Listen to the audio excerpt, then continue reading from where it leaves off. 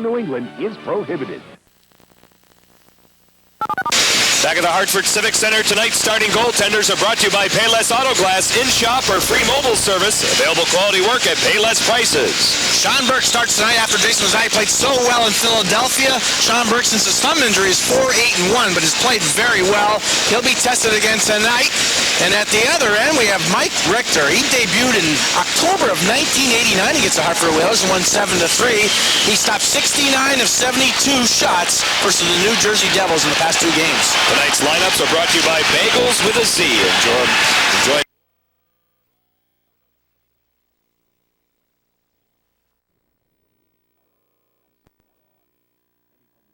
Production, retransmission, and or other use of the pictures, descriptions, and accounts of this game without the express written consent of the Hartford Whalers Hockey Club and Sports Channel New England is prohibited.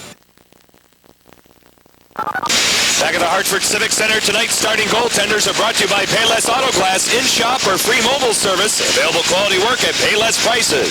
Sean Burke starts tonight after Jason Muzzatti played so well in Philadelphia. Sean Burke, since his thumb injury, is 4-8-1, but has played very well. He'll be tested again tonight. And at the other end, we have Mike Richter.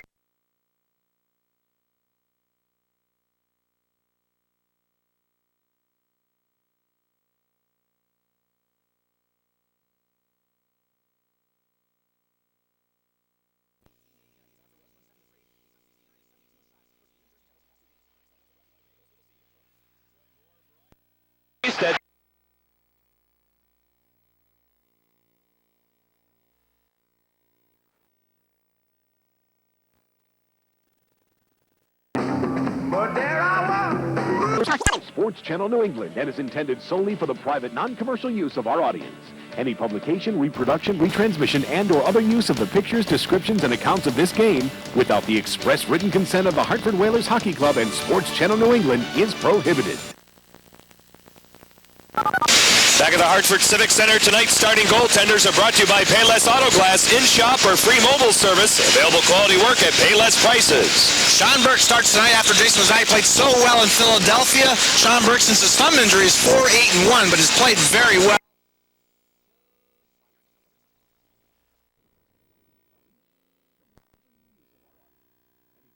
Reproduction, retransmission, and or other use of the pictures, descriptions, and accounts of this game without the express written consent of the Hartford Whalers Hockey Club and Sports Channel New England is prohibited. Back at the Hartford Civic Center tonight, starting goaltenders are brought to you by Payless Auto Glass, in-shop or free mobile service. Available quality work at Payless prices. Sean Burke starts tonight after Jason Muzzatti played so well in Philadelphia. Sean Burke, since his thumb injury, is 4-8-1, but has played very well. He'll be tested again tonight. And at the other end, we have Mike Richter. He debuted in October of 1989 against the Hartford Whalers and won 7-3. He stopped 69 of 72 shots versus the New Jersey Devils in the past 2 games. Tonight's lineups are brought to you by Bagels with a Z. Enjoy more variety and more taste at Bagels with a Z's 23 locations in New England. As Brian Leach misses the net right off the draw.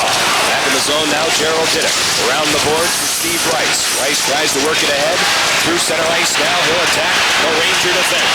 Steve Rice with a shot blocked by Leach and rolls in on Richter. He'll melt it down and we get our first stopper. Right off the top, Brian Leach jumping in on the offense with a 2-on-1 and in front of the net now. A little scramble, a little scuffle. Big Keith Primo in there, Stephen Rice. Here's Keith Primo. It's funny how this team plays so physical when he is in the lineup. It's a different squad. They follow by his lead. And Stephen Rice also has played really well this year with Keith Primo. In front of the net, this is what we're going to see, I think, tonight. New Jersey with a tough game, a couple of games with, New York Rangers and New Jersey, and then Philadelphia and Hartford. Physical games, and there it is, right in front, Bukaboom and Primo. Watch for Bukaboom tonight. Solid player, likes to play exactly that. Colin Campbell, after 2 games, 2 ties against New Jersey, who's playing so well. What a streak they've got going. So they were very happy with the couple of ties home and home. And the New York Rangers are looking to feed off that. They got 5 days off coming up. They're thinking this is going to be a physical game, an emotional game, and they hope it is. Because that's what they would like to see happen, to kind of jumpstart what has been going on for them. A lack of scoring, and then, of course, as we mentioned at the outset, winless in their last 5. Sundström offed it up to Castles. Here come the Whalers. Out to center ice. You're looking at Paul Ranhide. Dropping it off for Kevin Deneen. Rangers take over defensively with Nicholas Sundstrom. Second-year player out through center ice. Bouncing puck, Robitaille after it. Good recovery by Adam Burke. Back in the lineup tonight as he springs Ranheim ahead. Ranheim tries to move through the Ranger defense. Here's Driver. Up the boards and out with over 1 minute gone here in period one. Third of 4 meetings on the season. The Rangers are back here at the Hartford Civic Center on March 29. Rangers winning both contests earlier this year at Madison Square Garden.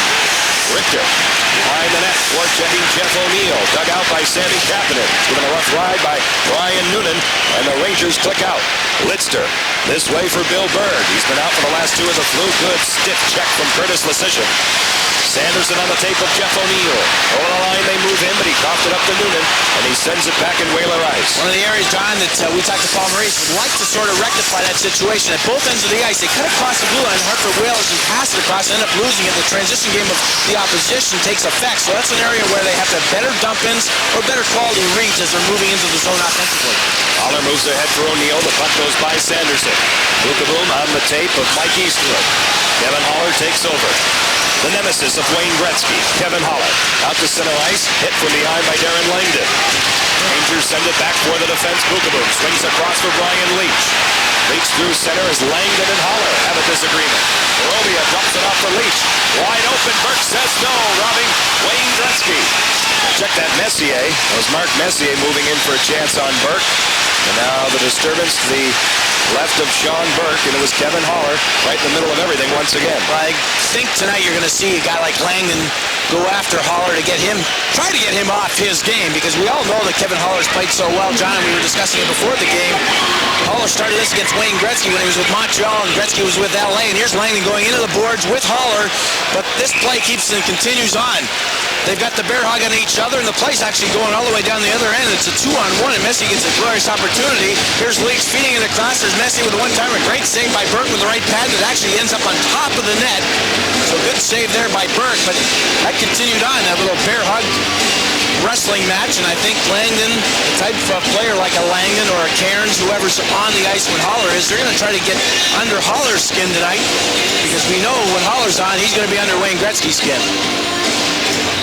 The Whalers 15-10-2 at home as they start this 7-game home stretch. The Rangers are 500 on the road, 13-13-4. They're 4 games above 500. They've gone down to 6th in the conference because the Devils have played so well. The Devils unbeaten in their last 12. Up them deep in the Whalers zone. Adam Burke by Gretzky out through center ice. Bouncing puck, swatted away by Karpovtsev back in the Whaler end. Here's Wesley. Through center, looking for Ranheim. It jumps high in the air. Samuelsson takes over. Off Samuelsson off the glass.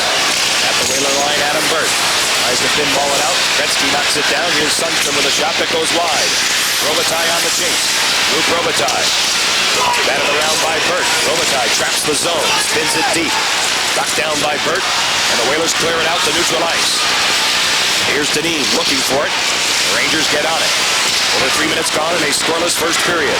Sundstrom at the line. Robitaille crosses. Leaves it there. Nobody home. Cassis, his stick held a bit by Robitaille. They jostle for it. It's dug out. Closing in. Sundstrom with a shot. Burke says no. The rebound is there. Burke turns that away. A weak shot from Sundstrom. Gretzky feeds across for Robitaille. He's canceled by Burke. Cassis now sends it this way for Wesley.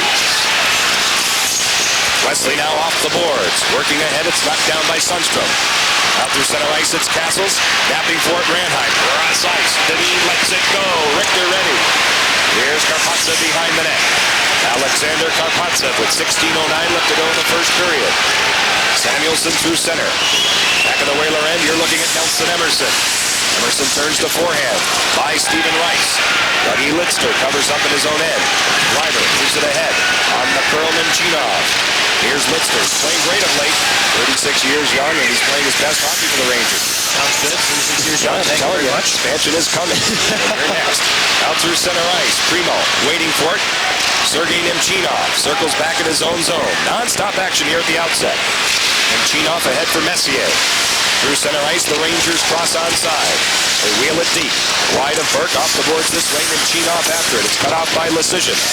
Up the boards, Lidster with a spinner. It's tipped wide. Graves in the corner. Rice is there for the Whalers. They fight for it. Rice trying to win the battle. Feathers go. The ex-Ranger moves in. They push and shove. It's dug out. Rangers have it. Shot taken. Blocked in front. It went off position. And the Whalers start out. Emerson ahead for Primo. Primo looks to get it deep as the Whalers execute a change, and he does. Not many whistles, but most of the play, the majority of the play has been in the Whalers' end. Not bad coverage overall, but they have to be patient and let things happen, let things develop so they can get the puck and get the rush going the other opposite way. O'Neill over the line, scales it. Here's Sanderson. Sanderson curling. He's stuck on 29 goals. Here's Kapanen with a shot wide of Richter. Rebound at the top of your screen, all the way back in Hartford territory. Much better. Good room. Sammy Kapanen, there was a lot of room for him to move in and take a shot, and that's exactly what he did. Puck is batted down, whistle dead in the neutral zone. No further play. No score. Here at the Hartford Civic Center, you're watching Whalers hockey on Sports Channel.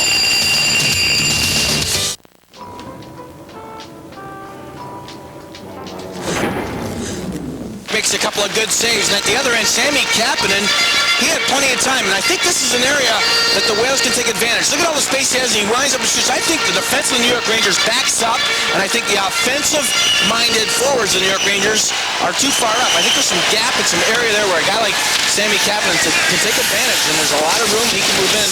Hopefully all the other Whalers, too, take advantage of that. The Rangers with 6 shots, as you saw. The Whalers with 3 so far here in the early going. 14:22 left to go in this first period. Through center ice, it's Jeff O'Neill. Over the line, crossing. Kapanen on the off wing with a shot absorbed by Mike Richter. And a penalty being called here by tonight's referee, Paul Dvorsky.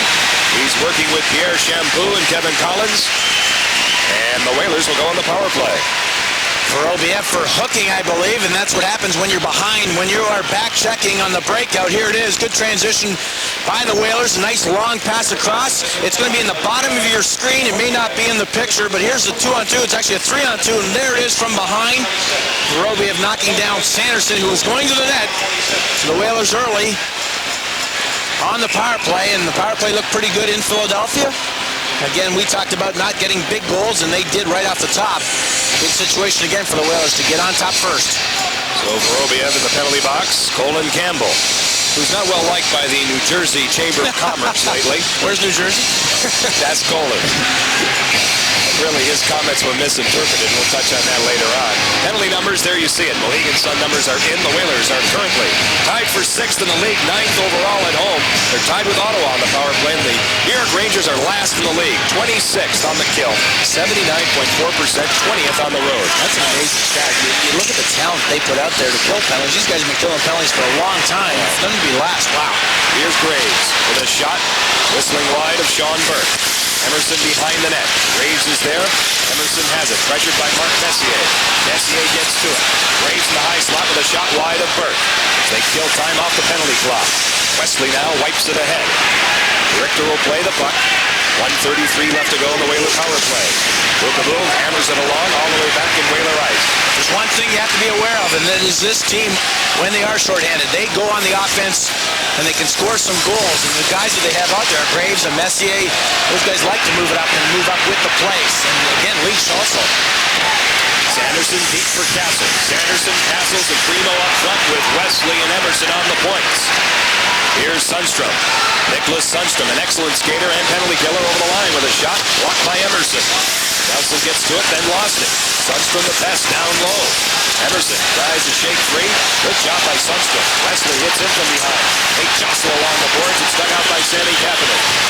49 clicks remaining on the Whaler power play. Here's O'Neill dancing.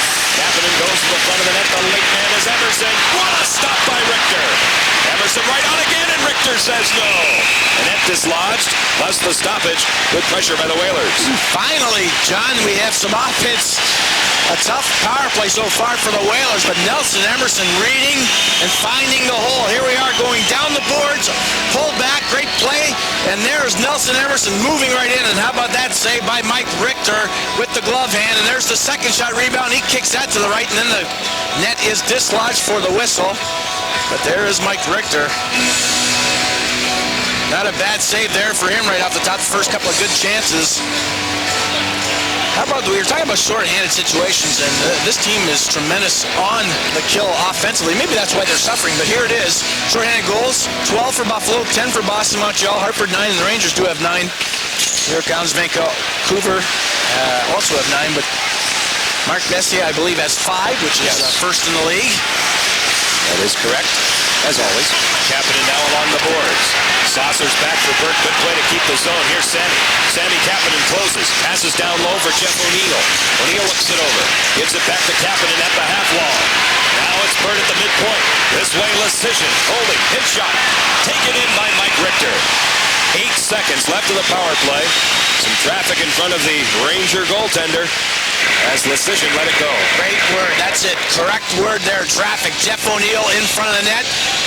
And somebody has to pay the price if they want a little bit of glory, and that is Jeff O'Neill and Stephen Rice in front of the net. Good movement on the outside. Good pass to Lecision here, and now Jeff O'Neill goes to the net. I don't know if he touched that, but Richter had some problem seeing it, and that's what they have to do against a goalie with the caliber of Micah Richter, who makes great saves game in and game out. But Jeff O'Neill taking the punishment from Jeff Bukaboom in front. That's a job that a lot of players don't like, but I'll tell you what, you stand in front, you're going to get a lot of opportunities. I see some great players in my little time in the NHL, like an Al Secord, get 50 goals one year, and I think just because he stood in front of that, took the punishment, he got 25 right there. Overused cliche, and hockey is pay the price, and you know about that. Well, I don't personally, but I've watched it. There you go. You're paying the price now working with me. Here's Samuelson in the zone. Off for Karpovtsev. Karpovtsev now a quarterback out to center ice. 8 minutes gone in the first. No score. We're back at equal strength. Here's Ranheim. All Ranheim is tucked down. Play continues. Chase with a shot. He scores!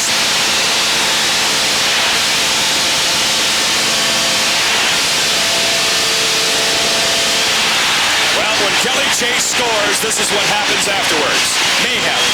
Kevin Haller was hit. After that goal, he's in front of the net right now, down on his knees. Bud Gouvet's coming out to see how Kevin Haller is. I missed that part. I was watching Kelly Chase because it is his first goal of the year. And of course, as you mentioned, Kelly Chase is out here for a reason, and that is to be an instigator also. And he scores a big goal for the Whalers. Drops the glove right after, and here it is from the end zone. Watch this setup. Little hook in the neutral zone on Ranheim, and Chase comes across the blue line, and he rips on a great screen. It may have even been deflected by Richter, and Richter caught napping a little bit here. I think it does hit the defensive. Boy, it goes top shelf on Richter. He's down waiting for that low shot, and right after that, the celebration in front of Mike Richter. There's Diddick, there's Chase, there's Manderville. And I don't know what happened there. Messier may have came in and stabbed Haller from behind.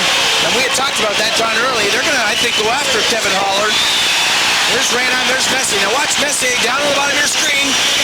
Watch what happens here. He's yelling, he's crying, and oh, there's the butt in right to Haller. Oh, man. Haller grabbed him in the shoulder area, and Messier gave him the butt in right in the stomach. Yeah, and Gretzky now is really protesting at the referee's crease with Paul Dvorsky. You see it right there. Oh, Wayne's upset early. We've not even played 8 minutes, just about 8-10. And Gretzky fit to be tied. Well, I think with Messier yelling the way he was, and we could see the expression on his face, obviously everybody was paying attention to him, I think referee-wise, so if they were paying attention, they would have seen Messier butt in Haller right in the chest, and it'll be interesting to see what this call is. 5-minute major should be out of the game. Absolutely. Chase gets the goal, his first. His last goal, November 24th, 1995, Maple Leaf Gardens in Toronto. That's 60 games ago. Messier is getting the penalty, I believe, a double minor for butt ending, and Chase will get a minor infraction for roughing. I find this kind of funny, John. When a guy butt ends you, gets 4 minutes. Kelly Chase is going to get 2 minutes. So it ends up just being a 2-minute power play for the Whalers. I don't know what the call would be. It has to be intentional. So Messier does get 2 minutes for, I guess they're calling it butt ending. The other two that he did receive will be matched up with Kelly Chase, who's not very happy, even though he did score the big goal. Good to see. Worked hard this year. Off the ice more than on the ice. He's been injured quite a bit with his hand, his knees, but he's back. Great goal, good shot there again, using a screen. And anytime you have a screen, you never know where it's going to go. And there it is, there's Messier. Watch this, boom. Oh, that is the butt end of the stick, and of course there is Chase. He got a nice left in on Messier. Just happened that everybody else was there too, and Messier, I don't know if you can read lips. I didn't catch what he was saying there. Maybe I don't want to. I don't think you want to. We'll keep it clean. It's still family hour. Chase is in the box. Messier is getting himself in order. Kelly Chase has missed 26 games this year. You talked about him being out of the lineup. Yeah. And he gets the big goal here to lift the Whalers. Ranheim the only assist, and he's been on a tear now. Paul Ranheim has 2 goals and 2 assists over the course of his last 6 games. Plays very well. Paul Ranheim is just, he skated so much better in the last couple of weeks, and he's really gotten involved. I think he's been a huge plus for the turnaround of this team, especially defensively. He's so underrated defensively. He's been given a little bit different role, maybe a defined role, and I think that's picked his game up.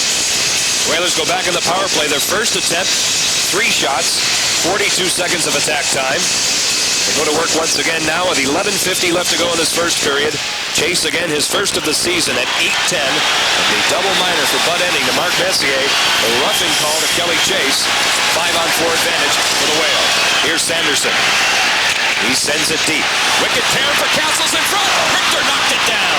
Castles a bouncing puck. Hard to find the handle. Yeah, it definitely was. He was on his backhand, too. I think if you're on your forehand, you can maybe even stop it with your left foot because he's left-handed and then knock it down to your stick. But because it was on his backhand, it's a lot more difficult. Never really got control of it. Sanderson steps across. Banks it in. Richter out to play it. Down low, Primo lurking. Primo taps it back for Nelson Emerson. Inside now, Sanderson along the wall. Moving down low for Primo. Centering across for Wesley creeping in. He was checked at the last second. And now Emerson moves it for Wesley. They keep the zone. Castles at the half wall for Sanderson. Sanderson lost it. The Rangers get the puck and Leach ices it. Well, good pressure there on the boards, and that's why Sanderson lost it by Bill Bird, who's a pretty good, nifty player in that regard, and he gets under your skin also. That's why they got Bill Bird. But you have to be very careful with this team. As I said, they like to lunge at you and get advantages going the opposite way. So you have to be careful in your passing, keep it on the outside in the perimeter, and then sneak the guy down low. It almost happened with Wesley going down for the pass for Primo. See the time left on the power play. The story here in the period. Through center ice. Graves gets in the way. Adam Graves now knocks it deep. Sean Burke out to play it. He'll set the table, and the Whalers attack on the power play with Lecision. This way for Adam Burke. Through center, he turns and fires deep. Around the boards it goes. Deneen gets to it. Behind the net, it's Rice. Wrap around. Shut down by Richter. The rebound squirts free. Burke sends it in for O'Neill. He's hit hard on the play. Stuck out by Rice. Burke moves it across. One-time Lecision. Tipped wide. Deneen has the rebound. Kevin looks around. Here's Adam Burke holding. His shot is blocked on the way through. It went off Brian Noonan. Now Deneen works hard along the wall. It's dug out. The Rangers attack out to center ice. You're looking at Adam Graves. Through center, he crosses and settles it low. With 9:44 left to go in this first period. You're back at equal strength. Manderville works it ahead. Not out. Held in by Leach. Now Gretzky looking for Noonan. Knocked down by Kurt Lecision. Out they come. The pass goes behind Paul Ranheim. Kent Manderville pushes deep. Jeff Bukaboom is back. He's finished off by Manderville. Around the boards this way. Kapanen working hard. It's dug out. Holler at the point with a screen shot. Blocked by Richter. 9:19 left to go in the first.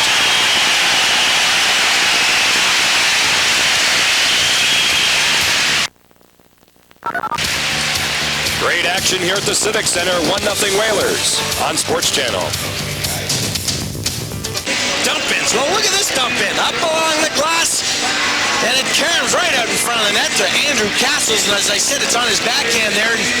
I guess we don't get to see it. There's Stephen Rice with a good opportunity, trying to stuff it in, and he's done that quite a bit this year.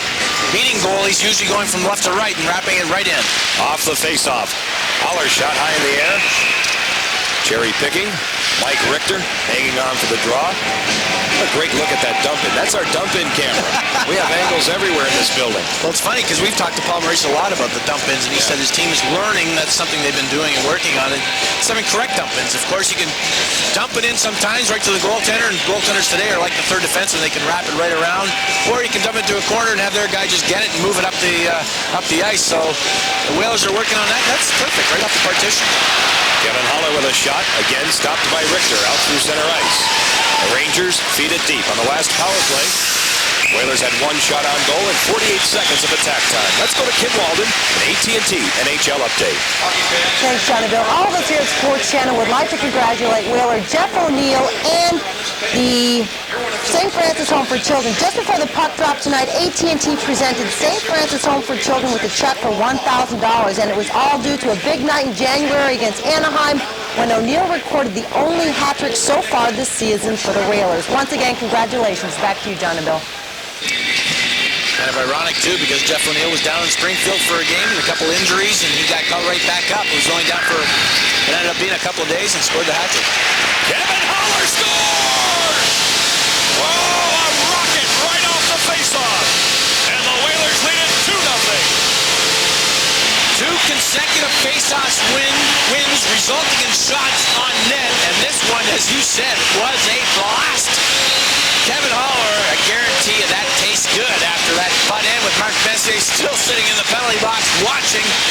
Good win on the faceoff. Reinhardt kicks it back, and Haller just rips one. How about the traffic through the middle, though? Here's the shot. Wow, top shelf. That's the second one tonight, beating Richter to that glove inside. Here it is, Manderville on the draw. Reinhardt kicks it back, and Haller just drills it. And there's a great screen in front of the net. Excellent goal, but again, winning those draws, that can, it means so much. I talk about it all the time because I'm a former centerman, and I love watching guys work hard in the draws. Of course, it wouldn't have went straight back to the centerman's position, but Reinhardt came in and kicked it back. That is having your wingers help you out. Off the draw now, Primo over the line, moves in for Rice. Rice on the cut, scores! Hold on a second. Dvorsky. Outside, Stu Grimson went to the net, but he was also being pushed. It'll be interesting to see on the replay what happens here because he's going to the net. The defender is with him.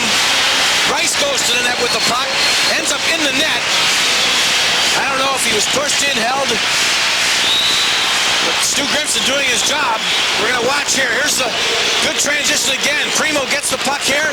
He's being knocked at. Rice goes to the net here. Watch Grimson. He's going to the net. Boy, this will be an interesting call. I'm not sure what they'll call in this situation because the defender is right with him. Here's Rice, there's Grimson, there's Karpovtsev. They're both going in together. Yeah. I don't know what the correct ruling is on that. Is that because he wanted him to go in there or Karpovtsev was helping him in? That looks like a draw, Billy. That'll be interesting to see what the call is here. Steven Rice does a great job going to the net, though. Wow. That's a tough call. Steve Rice, if he does score, it will be his 17th. As you see, it ties a career high. That high was established back in 93-94 with the Edmonton Oilers. And Paul Dvorsky is calling upstairs to the video goal judge, Brewster Earl. Will assess this situation. Possibly a 3-0 lead for the Whalers. Now, what happens in a situation like this is because it has to be because he was pushed in here. Right. He didn't attempt to stop. I don't understand what the ruling would be if it's no goal because definitely Karpovtsev is with him the whole way.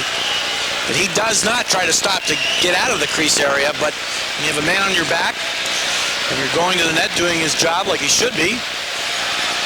Discretion call, I guess it would be. From a different angle from behind the net. We'll watch here. Rice picks the puck off. Great play by Primo on the boards. Grimson goes to the net. Karpovtsev has good position right here on him, and he's going to the net, maybe thinking there's a pass. I think you know what? I think the puck is in the crease before Stu Grimson is, and if it is, that's a goal. That's right. Maybe we could see it one more time. Yeah, from that angle, that's perfect. I think the puck is in the crease before Grimson's skate is in the crease. I'm sure that's what they're looking at. There's Steven Rice. Now watch the puck. If the puck enters that crease area before Stu Grimson's skate, there's no question whatsoever that it is a goal. There's a stick in there. I believe the puck is there already. Definitely, it has to be a goal. That's got to be a goal. Yes, and it is. Definitely. Good call, Billy. Well, you get those different camera angles, good producing, and you finally get to see the puck going in from that angle behind. And there was no doubt in my mind after seeing it. I'll tell you what, first of all, I didn't think it would have been a goal, just the way we saw it. But that angle showed that the puck was definitely in. It preceded Stu Grimson. So Steve Rice gets his 17th. That just seconds after Haller scored his second from Ranheim and Manderville at 11:01. Kevin Haller, too, with that goal. He's on a little roll. Scored in Ottawa. 2 in 3 games now. John, going back to the second goal, the Rangers won 6 of the first 7 faceoffs, but since that point, the Whalers have won 5 in a row, and they were crucial in crucial areas. And we look down below here. Mike Richter is going off, and Glenn Healy, whose record, believe it or not, is 3-10-4, but his average is 2.5. Tremendous average, but it seems like the team can't score in front of him, so they're making a quick change here in the nets. The Rangers suffering offensively, so this is a great sign here. Now, one thing you have to stress here, we're only 10 minutes, 12 minutes into this game. The Whalers have to stay focused. They cannot get out of this rhythm that they're in right now. The timeout is called, but the Whalers have to get right back to where they were at.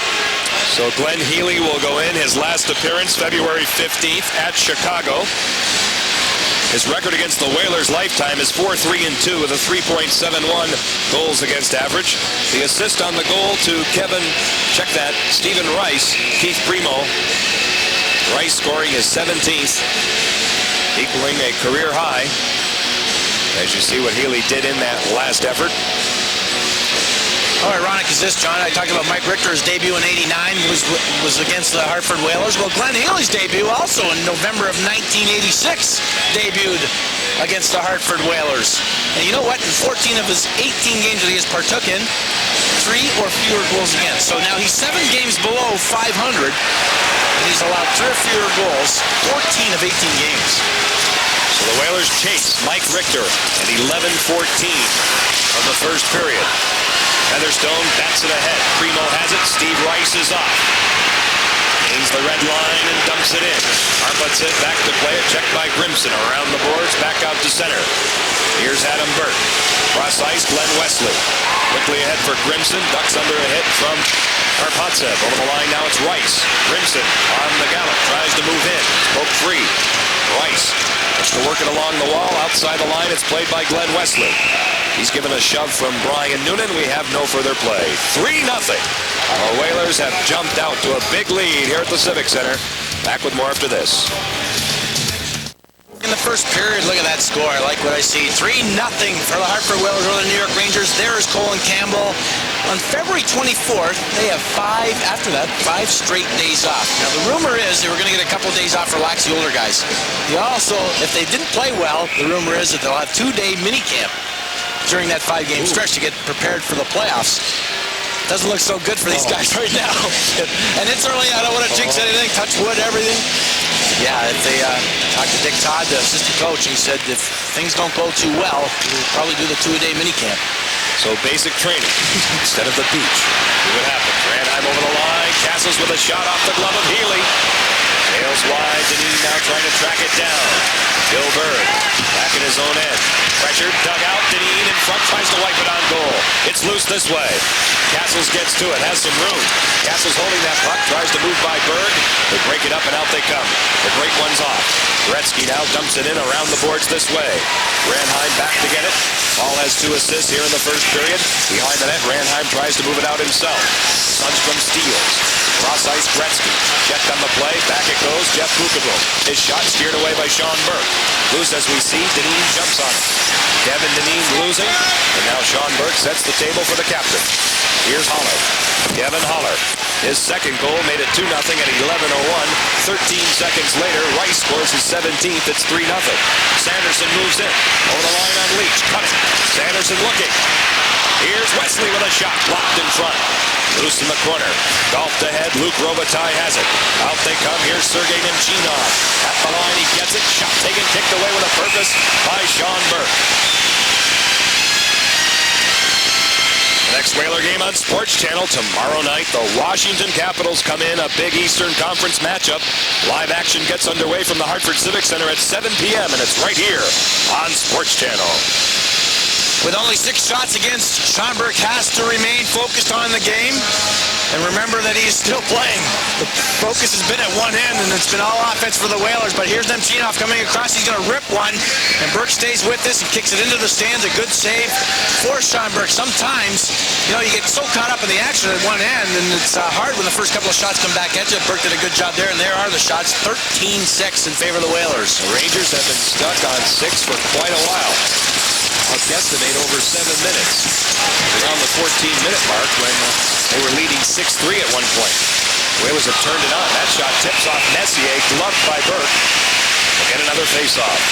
Mark Messier does a good job of holding his own in front of the net. You can only cover him so much also, and he gets a stick on this, a good redirection. And Sean Burke again, there's one that's a soft sort of shot, but he stays with it with his glove hand. Look at this redirect, and it bounces, and Sean Burke going to his right, not even on his feet, stretches back and makes a good glove save.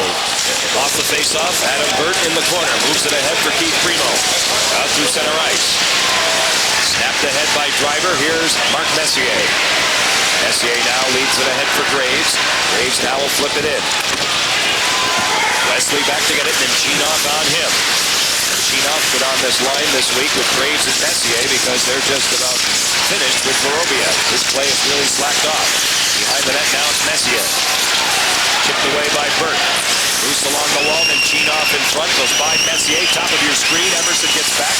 Takes a hit from Messier. They go to the corner and rally for it. Primo is there. Still digging. Dug out by Graves. Now he's wrapped up by Adam Burt. Messier has the puck. Here's Lister moving in for a backhand. Shut down by Sean Burke. He just freezes that puck up against the post. Good man-to-man coverage down low, strong on the boards, good area against a guy like Messier or Graves. Two guys are very good on the boards, but some great coverage by Primo and Burt. So the forwards that are up high have to be aware of the defensemen. You can't get caught napping and watching the play down low. You have to watch Doug Lister moving in, and Stephen Rice does stay with him and pushes Lister to a bad angle, and he gets a weak backhand on Sean Burke. But a good job by Adam Burt and Keith Primo down low. And there's Graves and there's Mark Messier. A lot of speculation about him, where he'll be next year. You see Mark Messier, 19 of 32 goals have come on the road. That is not bad, but he is an unrestricted free agent at the end of this year, and I heard a little rumor that Toronto, if they get rid of Doug Gilmour, will release a lot of money and may be interested in paying a guy like Mark Messier $8 million a year. Oh, he already is that. That's great. Thank you. He already is the $6 million man, working on more. Grimson with a shot wide of new goaltender Glenn Healy. 34-year-old Healy relieving Richter at 11-14. Noonan over the line. A Boston native takes a push from behind. Dvorsky has the arm up, a penalty. He knew it was coming. Yeah. Against the Whalers here, tripping is the call with 5:21 left to go in the first period. The Rangers have their first power play. Slice and Fraction would draw a call, and the Whalers get caught here, so the Rangers get to go on a power play at 3-0. You know you're in trouble if you do anything wrong. A slight little pull, a slight little tug is going to cost you. And it's Glenn Featherstone. So the #1 power play in the league will go into effect. And Glenn Featherstone, this happened in the neutral zone. Actually, good coverage in the neutral zone. Stepping up, there's Featherstone on Noonan and cuts back, and it's a little bit of a hip check. His legs down there, and actually, as you watch this, it looks like Eastwood skates right into him, more or less. I don't know if Featherstone really put an effort into trying to trip him, but he's going off for tripping. So as I said, pretty good power play, some good bodies on the ice in blue. Hopefully the white guys can force them. They've killed penalties much better as of late. You really have to get on this team. Here are the Mohegan numbers. The Rangers, as Billy mentioned, #1 in the league, 3rd on the road. The Whalers are 10th on the kill overall and 17th at home. Here's Gretzky. Closing for a shot, ticked out by Burke. The rebound loose in front, and they wheel it away. Wayne Gretzky with a good shot. Taking a lot of shots this year. That was, I believe, his 223rd, the most on the Rangers. And sometimes when he's not parked behind the net, he'll shoot a little bit more on the side. And I know there's a lot of pressure on him to score, so watch him shooting the puck more often. Gretzky back for Leach. Cross it goes for Driver. His spinner tipped, Burke ready, cleaned up by Holler. Again, a nice play by Driver, waiting for Messier to come from behind the net and then feeding it down low. And Messier, parked behind the net, comes out to the side and redirects it. And Sean Burke made another good save. Had to be alert. Leach for Driver. Over the line, knocked down by Primo. The Rangers do not establish the zone, and the puck is cleared away. 60 seconds left on the penalty to Glenn Featherstone for tripping at 14:39. Here's Messier. Over the line, sending across. Now on the cut, Vorobiev. Working it along now at the point.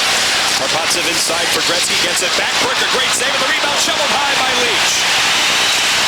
Vanderbilt not out, held in by Mark Messier. Messier looks it over. Off the skate of Brian Leach and out to neutral ice.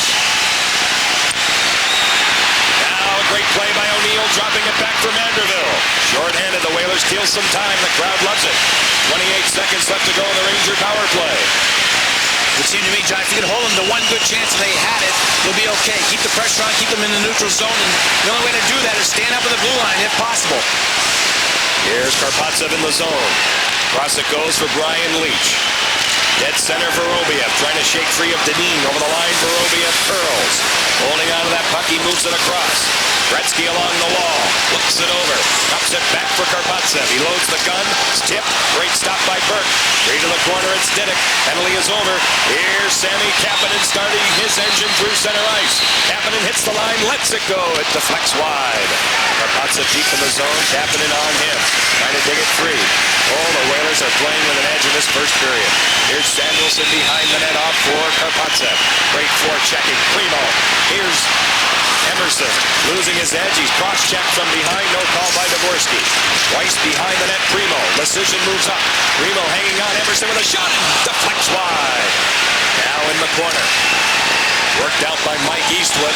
All the way back to Sean Burke. They wave off the icing. Great forecheck by Keith Primo. He gets beat, but he comes right back, lifts the stick, and creates a couple of good opportunities offensively. Richter had to make the save on Nelson Emerson right in the slot area. Primo pushes in on Healy, who gloves it.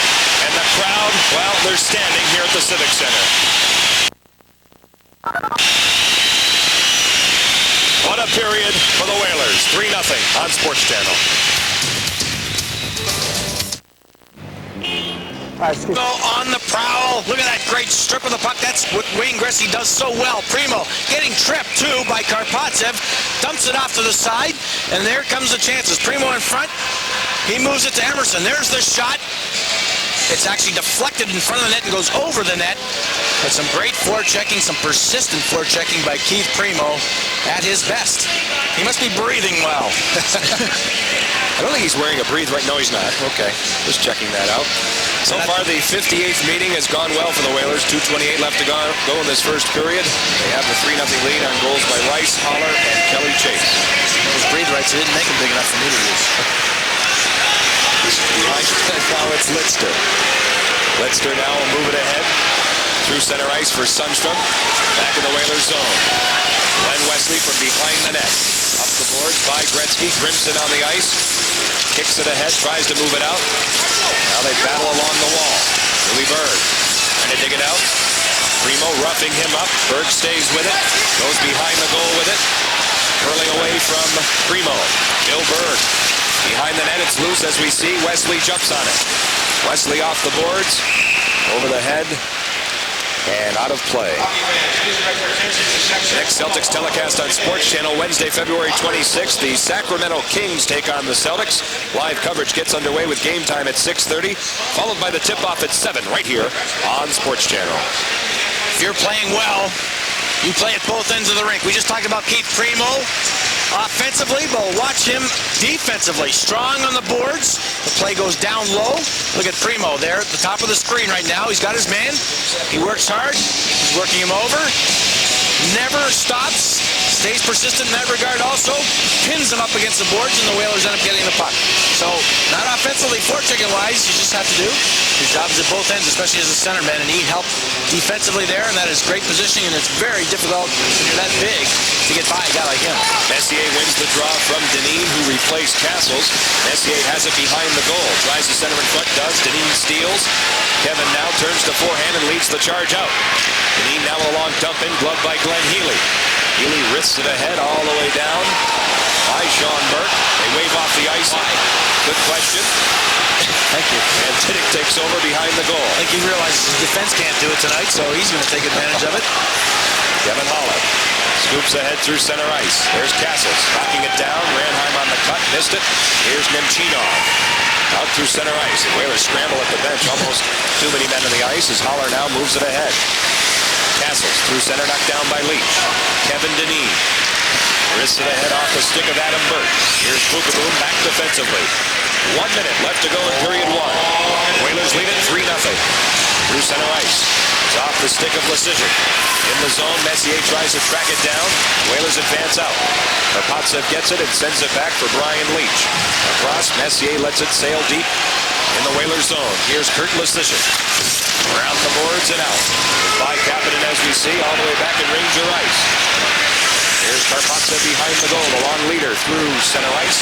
Will this be icing? Yes. 50-50. Wesley back together. Our first intermission tonight will look this way. We'll have a live conversation with Brian Leach, Norris Trophy candidate, and the consummate offensive defenseman for the New York Rangers. Kim Walden, the out-of-town scoreboard. Billy and I, stats and highlights.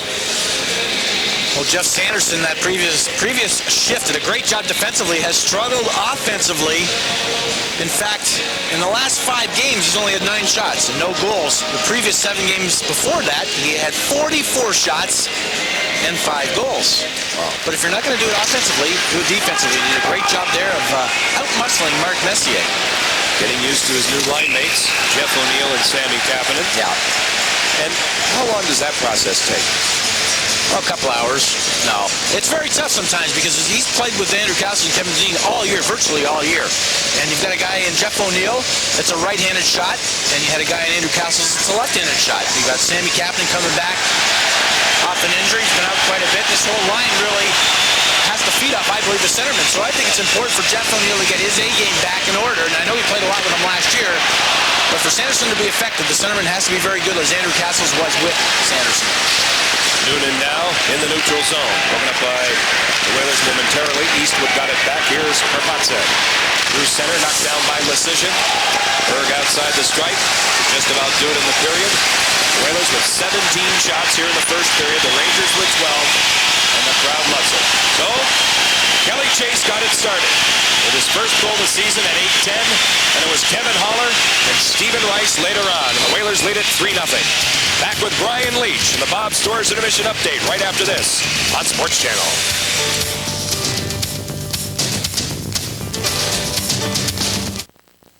Cozy, huh? Whoa, bedroom? No way. Security? How's the transportation? Classic fixtures. Ooh, what do we have here? Bud Light. Go ahead. It's got your name on it. I'll get my own. Witnessed maybe one of the best first periods the Whalers have had at home this season with a 3-0 lead over the New York Rangers. It's time once again for the Bob Stores Intermission Update. Remember, at Bob's, it's where your weekend begins. Billy, 17 shots for the Whalers as they really, after a slow start, jump on the Rangers and provide them with all kinds of trouble. Well, they really did. They really got on the defense, and that's something that they wanted to do. I think they wanted to forecheck as much as possible. We saw them play pretty well against Philadelphia Flyers the other night. They did what they had to do early, and they really got on the defense, and they got on Richter very early. Our guest is Brian Leach, who every year is a Norris Trophy candidate. And Brian, thank you for joining us tonight. And we talked with Colin Campbell before the game, and he told us he expected the Whalers to come out desperate, play hard, and they certainly did. Well, we had a few good shifts there early. Sean Burke made some big saves, and then they just turned it up a notch. We were hoping to catch them a bit on their heels coming off the road, and we felt like we had a couple of good games, but they turned it right around on us, and we're in our end a lot. Brian, against the New Jersey Devils, you guys had 2 tough games. Your arch rivals, but you played strong defensive hockey. Is there a difference from tonight's game than those 2 games you just played? Well, I think Hartford likes to forecheck. Any chance they get, they'll have a soft dump. They work good off the rush and buzz around your goalie. If New Jersey doesn't have an opportunity, they'll wait for you to come out and force turnovers in the neutral zone. Their D will back up, and they'll create a lot of counter rushes against you. Hartford is force. They're deep, pinch a lot at the blue line and in the neutral zone, and their D get involved with the plays a lot more too, so it's a little more of a pressure game. When you look at tonight's game now, you're down three goals. You got 40 minutes to play. What would be the objective of a team? Take it slow and easy and go at them as time goes by? Yeah, I think, certainly right now, the old cliche, one at a time, certainly holds true. We got to work for that first one, obviously limit their chances, and especially the rush chances. They created a lot off their offensive rushes. We got to get, hopefully, some on the power play, work hard to draw some penalties, and get back in this by the third. Brian, as you know, the plight of the franchise here in Hartford, it's really a critical stage right now as far as the future is concerned. But growing up in Cheshire, playing your prep at Avon Old Farms, as a youngster growing up, how important was it for you to have an NHL franchise in this area? Well, it was great. I know right from Pee Wee's on up, our team kind of, like a lot of youth hockey leagues adopt the Whalers song, and we tried to play it in the locker room and wherever there was a sound system, any rink when we came onto the ice. And certainly those were the players we chose names from when we were playing out in the driveway and out in the street. So it was a lot of fun for the kids and myself growing up. It's unfortunate the way the economics have gone in the NHL with a lot of revenue, building revenue becoming so important, but it'd be nice to see them be able to manage a franchise here. Brian, thanks so much for joining us. Wish you and the Rangers all the best down the stretch, and once again, thank you for joining us tonight. Okay, guys, thanks. Brian Leach, our guest in the Bob Stores and Mission Update. Remember, at Bob's, it's where your weekend begins. 3-0 the count here in Hartford. The Whalers have the lead after one period. Kim Walden next with an NHL update.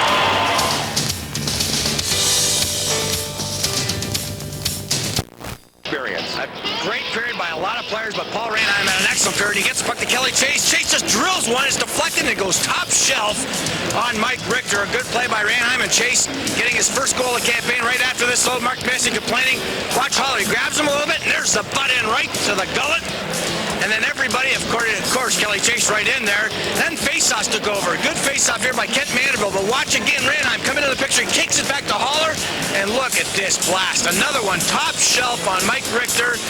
2-0 at that point. A good period so far by the Whalers. And later on the forecheck, Primo gets it to Rice. Grimson the bottom of the screen going to the net. And so does Rice. The puck goes in to the crease area before Grimson. And that is a goal, and that is why it's a great first period. And Sean Burke, not a lot of shots against quality chances, but he made a couple of good ones and big ones. Gretzky back to the point to Karpovtsev, a little bit of a screen by Leach. He makes the initial save, the rebound comes out, and another touch over the crossbar. Good play by Sean Burke. Billy, here's the scoring summary. Kelly Chase, his first from Ranheim at 8:10. Kevin Holler is second from Ranheim and Manderville at 11:01.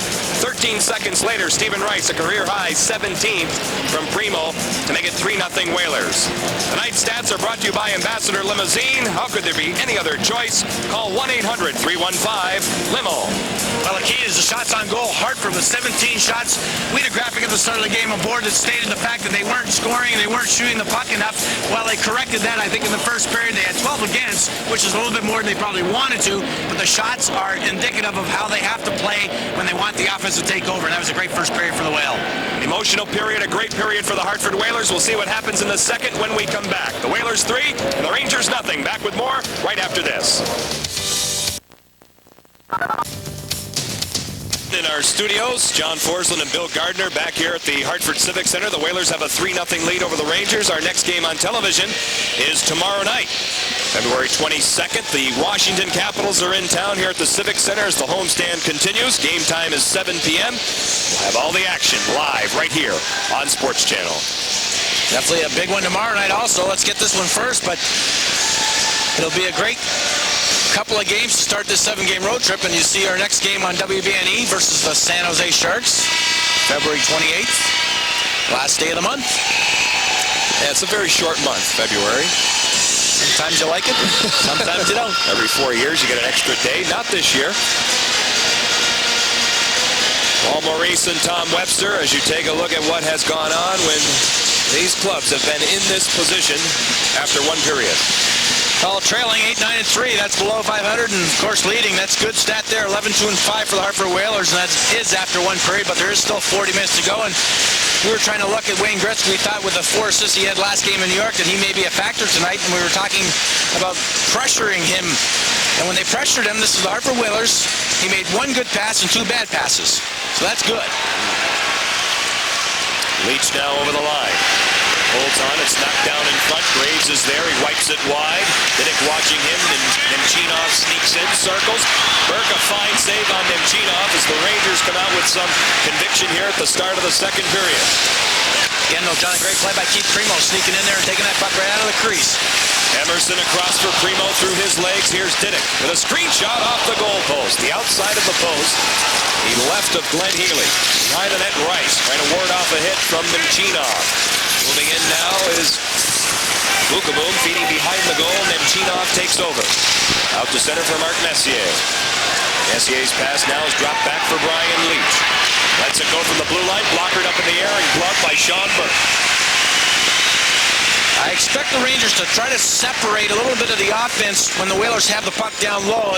As we saw Messier up around the red line, and he's hoping that the defense can get the puck up to him to maybe disorganize the Whalers. Here's Brian Leach cutting across the blue line and just letting one go, and of course that's what they're going to do, or try to do a lot of. Burke makes a save, and the puck is in the air, and he says, I got it. And that definitely is a pop fly, and the pop fly rule was in effect. And then down low, watch Keith Primo here, helping out defensively. Nemchinov puts it through the crease, and there's Keith Primo, gets the puck and throws it out of harm's way, took his time, got up to Stephen Rice. Gretzky goes right for the net off the draw. Headed off by Burke, behind the goal now. Sundstrom hanging on, working it over, rolling it up top. Karpovtsev with a spinner, knocked down by Ranheim and forged ahead. Karpovtsev gets to it. Here's Sundstrom for Luke Robitaille. Golfed at by Wesley. The Rangers take over once again. Snapped in by Karpovtsev. Here's Luke Robitaille, roughed up by Wesley. Gretzky has it. Wayne Gretzky loads the gun. It's blocked on the way through. Loose behind the net. Sundstrom perseveres. He's battling there with Ranheim. Hooked ahead by Wesley. Gretzky there in the slot. Coming back defensively is Castles, and out they come. Here's Denis.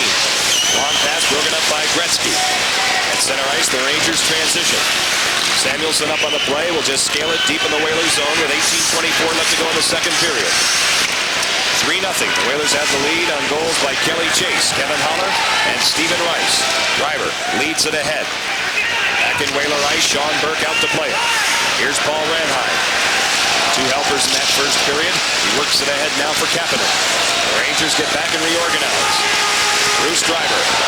Lead pass by Eastwood. Noonan is there. Brian Noonan steps over. Sidesteps a hit from Lecision. Back defensively, Adam Burke. He races this way for it. Kapanen now touches ahead. It's O'Neill. Open ice for Jeff Sanderson. Through center. Cross ice pass Kapanen off the wall. Kapanen now tries to make it happen, but it rolls back out to neutral ice. Here's Diddick. Wristing ahead, knocked down by Noonan. Brian Noonan sends it back for the defense with 17:33 left to go in the second period. Driver triggers ahead. In the Whaler end, it's Darren Langdon. Scaling behind the goal, centered in front. Eastwood right on, kicked out by Burke. Cleaned up by Lecision. Sammy Kapanen dances out. On the tape of Sanderson, long shot, no problem, Glenn Healy. Here's Samuelson. In the corner, Karpovtsev. Turning the forehand now, he'll quarterback ahead. The Rangers work it across center. They play in the neutral zone by Diddick coming up. It's loose as we see in front of that Ranger bench. Berg over the line with a shot wide of Burke. Golfed at by Diddick. At the point, played outside the strike by the Rangers. Karpovtsev ahead for Gretzky, broken up by Primo with open ice. Here's the K-Train on a 2-on-0. He scored!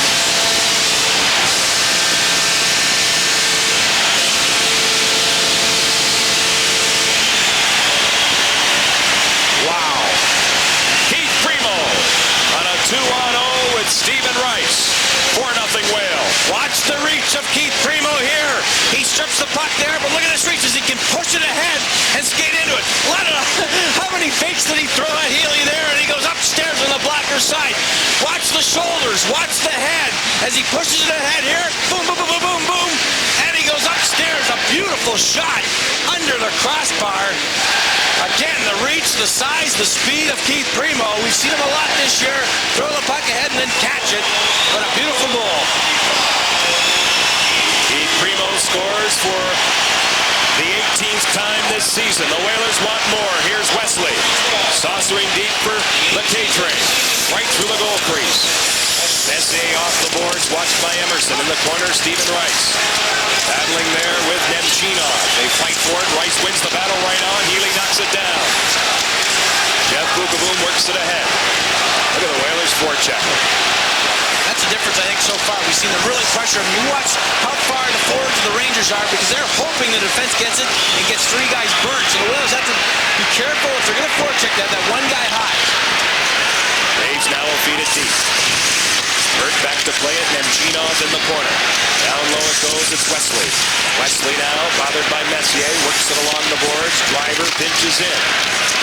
In the corner now, roughhouse style. Struck out by Sergei Nemchinov, helped along by Castles. Lidster at the point. He'll send it deep. Here's Messier, camped out. in the slot, broken up. Good back checking by Castles. Out she goes. Castles in the perfect position. He's a centerman. He has to support the defense. Now, obviously, Messi has the puck. The defenseman goes first. So where's Andrew Castles? He's in the perfect position. He's watching the play, and he just intercepts it. 3:12, the time of the last goal, unassisted for Primo. Deneen sends it wide to the open corner. Lecision moves in, takes a hit from Noonan. Here's Deneen, flying, curling in the slot. Kevin now tries to dart away from Messier and does. Takes a hit from Noonan. Lecision with a spinner, off the glass this way. Vanderbilt on the forecheck, roughing up Langdon. Now Healy will melt it down, ceasefire.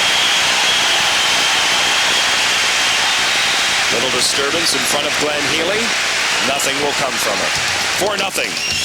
The Whalers have the lead on this goal by Primo.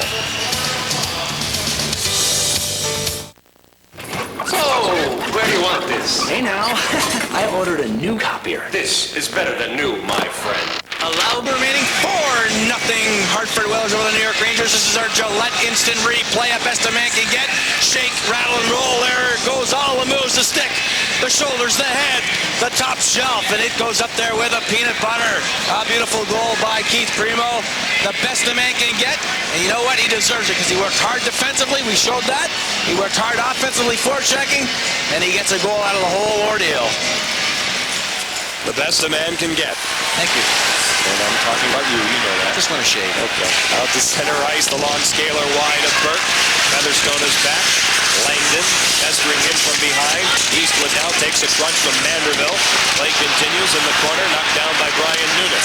Noonan down low for Eastwood. Eastwood turns, he's canceled by Lecision. Goes to the corner wall, Langdon spins, steered away by Burke. Knocked down with a high stick by Stu Grimson. Stoppage in play with 14:35 left to go in the second period. Well, the next 7 games, including this one, will be played here, and we just talked about it, and here it is. Make a stand? I hope they do make a stand. Over 500, the two teams, Philadelphia and New York Rangers.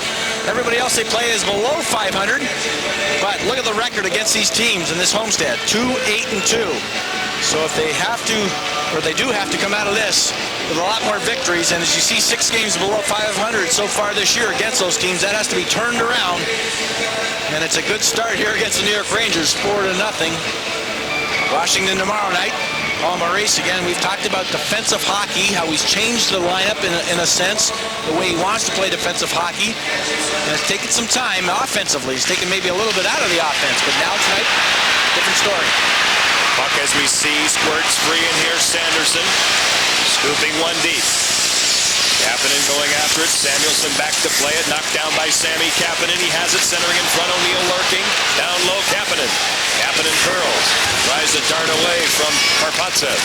Wolf Samuelson. Robitaille taps ahead for Sundstrom. On the wing, it's Gretzky. Leaving it there. Getting it back. Sending it in. Knocked down by Burke. Adam Burke. Pitchforks ahead. A whistle, a penalty. Holding the call. We'll tell you about it when we come back. Let's go to Kim Walden with our DeSwanee trivia question. Thanks, John and Bill. The trivia question is, who holds the Rangers record for points in consecutive games and how many? Now, John and Bill, if you don't know the answer to this, I've got the answer right here in my hot little hand, so back to you. I'm on my way to Wilbur. I think I do know this one. See Adam Burke back in the lineup. 6, I guess you could say, healthy defenseman in the lineup for the first time in a long time. Jeff O'Neill in the penalty box for holding, and again with a score 4-0. I think you have to be very careful on the ice. Gretzky, not even being pressured, just dumps it towards the net. There's Jeff O'Neill. They're going to call that holding. I think it's pretty good back checking. Did it gets the puck, but Gretzky tonight has been pressured a lot and is throwing the puck away blindly, I think a few times more than the ordinary. On the boards now, Robitaille digs it out. The Rangers go to work their second power play. Gretzky in the corner, canceled by Diddick. Driver moves up on the play. Driver holding on to it. Gretzky in his office. Gretzky now looks it over. Centers in front, goes off Hollis on the back of the net. Still there. And finally whistled dead by Dvorsky. I think Gretzky thought he had scored there. He went to put his stick in the air on the mesh, and we all know that he has not scored in a long time. But Luke Robitaille, as a Ranger, his first goal was against the Hartford Whalers in a blue uniform for the New York Rangers, and also 2 times he has scored 4 goals against the Hartford Whalers. One with the Los Angeles Kings and one with the Pittsburgh Penguins. Scored a lot of goals in his career playing with Wayne Gretzky. You'd hope to score a lot of goals, and if you don't, you should be punished. He needs 1 assist for 500 in his career. 9 goals, 7 assists in his last 20 games. Pretty good numbers, but they still talk about trading with Robitaille. Certainly do, and only 5 power play goals. Yeah. Old Lucky Luke used to be very good on the power play, and I think that's one area that he has to improve on. Leach this way. Gretzky loads the gun. Burke ready. It's loose in the slot. Loose now along the wall. Brian Leach angles inside for Robitaille. Chased by Diddick.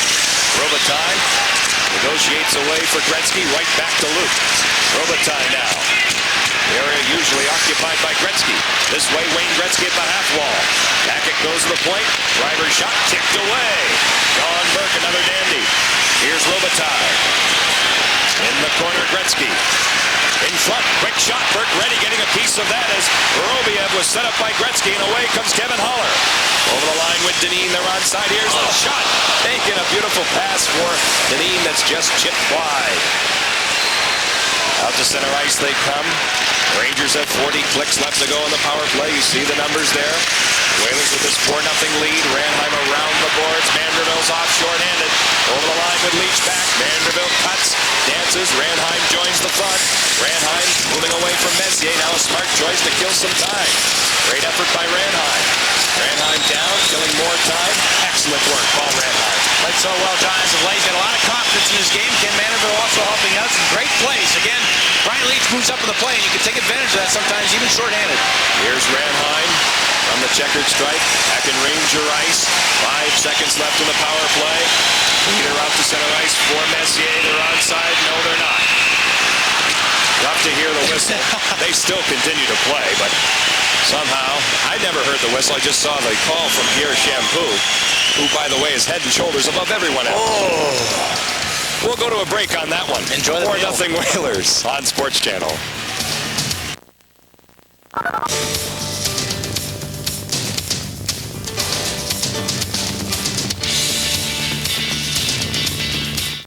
Wow, nice. Man, this is a sports bar? You think any of this comes with rice?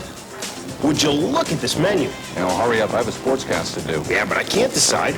Shrimp and crab cakes, filet mignon. Can I get rice with this? Rangers 0. Now watch what happens when Brian Leach, after a great save, pinches in. Kevin Haller pokes the puck past him. Watch him hold up here. He pulls up and he looks and sees Kevin Dineen going in and just misses threading the needle. It would make a great redirection by Dineen. But again, Schomburg makes the initial save. He kicks it to the right. Leach pulls in, and Haller gets the puck, pinches by him, and goes down the ice, makes a smart play at the blue line, holding up. Kevin Dineen, of course, goes to the net. A great play all the way around, and then right after that, that's when Ranheim and Manderville came on, and they lugged the puck around and killed off the rest of the power play. Rangers had 58 seconds of attack time and 3 shots in the power play. They have 19 in the game. Whalers thus far with 21. That comes deep as we see in the Hartford zone. Icing is called here. That means it's time for Kim Walden, AT&T NHL Update. Thanks, you guys. In Buffalo on the power play, Derek Plants gets the pass. He takes a stab at it. It doesn't go, but Daw is there. He gets the rebound off the post, easily netting his 19th of the season. Buffalo is up 1-0 over the Islanders. Back to you, John and Bill. Mason Dawson. As of late. Dawson. He's been Dawson? Dawson. That's what they say there in Buffalo. Right. But he was going through a streak where he hadn't scored for quite some time, but every time you see a highlight, it seems to be him scoring. They keep on winning. Well, he's a Peterborough Pete. You know that comes naturally. That does. Decision now moves it deep in the zone. Vanderbilt tries to center that puck in front. Chase started the scoring with his goal at 8-10 in period 1. Vortex in the corner. Up the board. Golfed ahead by Langdon. Featherstone with a shot. Sticked away by Glenn Healy. Here's Lidster. Dougie Lidster. Up the boards. Big tumble along the far side. Vanderbilt and Lidster. Chase now wages war. The puck kicks out to center. Now it's cleared into the crowd along the near side with 11:21 left to go in the second period. Kent Vanderbilt, interesting now, decisions will be made when Mark Jansen's returns. He is still out, along with Robert Cron, Kevin Brown, Jeff Brown. Malik and Godinyak are healthy scratches tonight, but when Jansen's comes back, what happens to Vanderbilt? Well, that's the luxury of being a coach. You have some healthy bodies, and we will see all those guys, I think, back in the next week or so, week to 10 days. And there's going to be times when a coach is going to have to play one guy over another guy, and there's Mandeville taking the body, and that's this line that was just out there. Chase and Grimson with them are very aggressive, and I think it's nice to have a line that's going to play that way to keep everybody on their toes, especially when you have a Brian Leach in the lineup or a Wayne Gretzky. You want a line that can go out there and scare some people.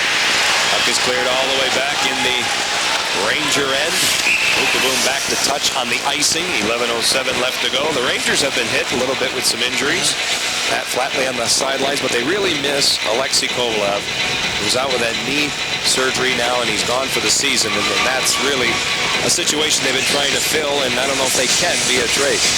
Yeah, it's a tough decision. I know Mark Messier has talked about, that's one of the things that he has talked about. The reason why he made leave is the fact that they haven't replaced him with a guy that can score goals, or the speed of his game and the finesse of his game. They definitely miss him. In fact, the offense has dropped dramatically since his injury, almost a goal and a half per game. That's a huge loss. Off the draw, Leach goes across for Jeff Bukaboom. He inserts behind the Whaler goal. Go after it in the corner. Dug out by Nemchinov. Wiped ahead by Graves. Knocked down. The Whalers after it. Rice trying to work it ahead. He gets to it. Not out. Held in by Leach. He has room. He's cutting. Centers across and by Messier. Puck is loose this way. Graves now along the boards. Checked by Emerson. Rangers have control. Messier inside, looking for Leach, well up on the play, and the puck is knocked out to center. But you can't go under a shell here. These guys have to keep forcing the issue. Don't sit back and wait for something bad to happen, because it will happen. This team offensively can't score. They're in a bit of a slump. The New York Rangers, that is. But keep playing the game that you're playing, and don't sit back. Primo ahead for Emerson, who steers it in. We're just about halfway through the game. John Forsland, Bill Gardner, Kim Walden with you on Sports Channel. The Whalers have a 4-0 lead. Wesley works it ahead. In the zone now, the Rangers take over. Trying to get it deep on Burke. Gretzky seizes over the line. 2-on-1 with Vorobiev. The shot is kicked out by Burke. Right at the top of his crease. Nice kick save on the bit from Wayne Gretzky. Gretzky's had a lot of shots again tonight. As I mentioned, how many shots he does have. He leads his team, and he's shooting from all over the place, and he does have a good shot. I think it's harder than a lot of people think, and that was labeled, and Burke made an excellent save. He kicked it out with a purpose. Puck comes all the way back as we see in the Whalers zone. Here's Burke. John Burke up the board. Knocked down by Wayne Gretzky. O'Neill gets in there for it. The Whalers have it. They cough it up in mid-ice. Samuelson steers it deep. Off the corner, Berg. Behind the net. Gretzky there. Vorobiev camped out. Burke there to make the save. The Whalers work it ahead. Along the boards. Big hit on Samuelson. Thrown by Kapanen. Play continues. The Whalers work it out. Again, just be strong on the boards. These guys like to play in the perimeter. They like the pretty plays. And if you can keep them on the boards, especially a guy like Wayne Gretzky, he's waiting and waiting for someone to make a mistake. He's going to pounce on that, but keep punishing him against the boards. Here's Sanderson over the line, moving in on the cut with Castles. He leaves it there for Andrew, but it's broken up by the Rangers, and out they come. Darren Langdon scales it in the Whalers zone. Sean Burke now helps it along. 9 ironing ahead is Deneen out to center ice. Here's Driver. Driver now up the line, wheels it ahead for Langdon. Getting back Deneen. Around the boards by Featherstone. Castles waiting, scoops ahead. Featherstone going after it. Goes back as we see in the Ranger end. 8 minutes and 33 seconds left to go in the second period. 4-0 Whalers. Eastwood through center. Featherstone knocks it down, sends it in. He gained the red line, so no icing. Healy now. Loose play here, goes around the boards for Brian Noonan. Noonan through center. Slow breakout for the Rangers. Eastwood goes cross corner. Holler is back. Kevin Holler circles the net. Lugs it ahead. Good play. Emerson in the neutral zone lost it. The Rangers take over in the person of Brian Leach. Bringing ahead, knocked down by Holler. Holler sends it in. He took a hit in the process. Lost his head here. The Rangers take over. Langdon's been all over him all game long, and that could have been easily a penalty there up against the boards for boarding or elbowing. Here's Rice. Emerson goes to the front of the net. Behind the play, we'll have a penalty. Kevin Holler goes at Wayne Gretzky. We'll talk about it when we come back. 4-0. The Whalers have the lead. Back with more after this timeout.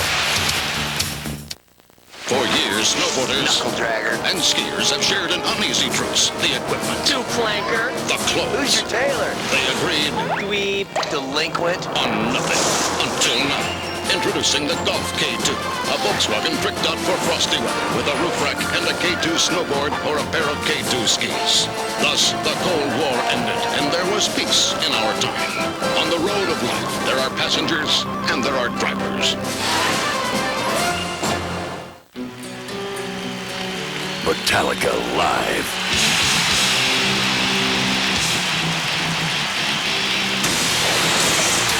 April 4th, Hartford Civic Center with Corrosion of Conformity. Tickets at the Civic Center box office, Ticketmaster, or charge by phone. Metallica, the only show that matters. Welcome back to the Civic Center. 4-0 for the Hartford Whalers. Kevin Haller on Wayne Gretzky. Now watch this. This is a little bit of a dive, I would call it, but the referee is right there. Look at this. Oh, look at Wayne. Just can't keep his feet on the ice. He goes down. That's a 2-minute penalty. But remember what happened last game in New York? Well, watch this. Haller on Gretzky. Watch Haller here. He punishes Wayne from behind. Watch Gretzky. Oh, the right-hand hook. Tell you what. Would have KO'd Haller if it hit him. Rangers back in the power play. Messier inserts for Leach, broken up by Primo. He sails it by Emerson, kills some time as he gets it back in the zone. Third power play for the New York Rangers. 7:28 left to go in the second period.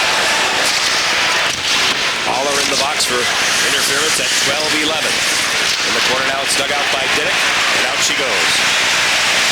Strong penalty play so far against the #1 power play in the league. The Whalers have pressured them many times. There's been some good chances, quality chances, but again, the goaltender's been big, and Sean Burke making a couple saves to keep things going in a positive manner. And I think this team here, if you pressure them, of course, they look and rely on a couple of guys to be very solid in their power play. Rangers now carry in upside. Driver a little bit upset, but there was no question that puck was outside the blue line. 1:06 left to go, and the penalty to that guy. I think half the battle, John, is when you have a Leach, a Messier, or a Gretzky, everybody on the ice, they're really looking to pass the puck to them. They want them to be the catalyst, the guy to have it at all times. So if you can pressure individuals and make them make bad passes, I think it's an easy penalty kill. But if you let them have the puck, if Leach gets it and he's able to wind up, or if Gretzky gets it behind the net or to the side, everybody backs off a little bit because they're very well known for passing the puck well or shooting the puck well, and you can't give them the luxury of having time. So if you can pressure them and not let them start from the get-go, I think you can be very successful. I think the Whalers have done that a little bit tonight. #1 power play in the league. Cranks it up again. Robitaille over the line. Sends deep around the boards. Wesley is there, moving it. Gretzky knocks it down. This way, Brian Leach closing, shooting. Burke the stop. Vanderbilt looking for the puck. It's beneath him. He's speared a bit by Robitaille, trying to work the puck free. Robitaille, the whistle hadn't gone. The puck was underneath. That's right. Guys can fight for it. The referee does not know where that puck is, I guess, for an instance, and he has some time. A lot of times, in fact, in that situation, he'll tell Vanderbilt to move it.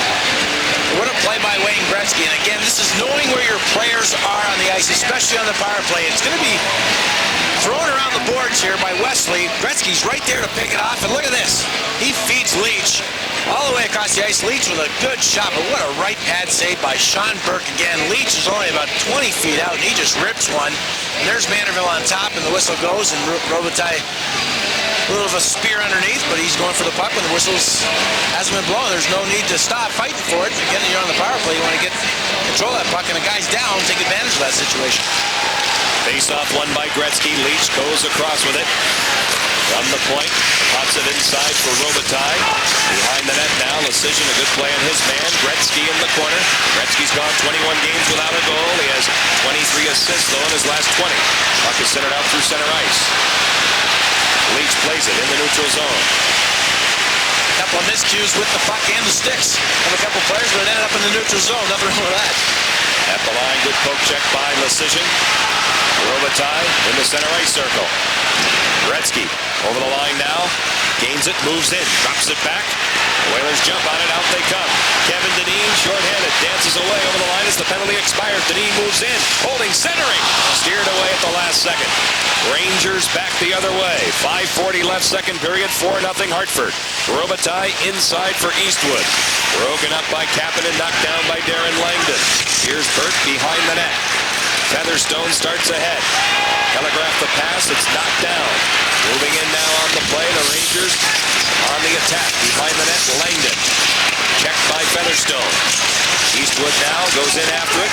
Langdon has the puck, Noonan alone in front. It's tipped away. Sanderson gets to it. They work it out. Sammy Kapanen Sanderson was hog-tied. We'll have a penalty here against the Rangers. O'Neill shot is blocked. Delayed whistle. Burke races off. Finally touched up by New York. The Whalers go back to the power play. Darren Langdon going up because, as you said, hog-tied, but there's more action down here on the near boards now. Gerald Dinnick, Jeff O'Neill in this scrum. And the tension is building, I think, for the New York Rangers. A lot of pressure on this club to perform game in and game out with the media. Jeff O'Neill in the middle of that battle with Gerald Dinnick. Sanderson pulled down in the neutral zone by a aggressive player tonight. Darren Langdon has been all over the ice, and here we see Sanderson. Langdon goes down and he takes the feet out from underneath. I'll tell you, that's a serious situation, or you can easily snap your neck back, hit your head on the ice.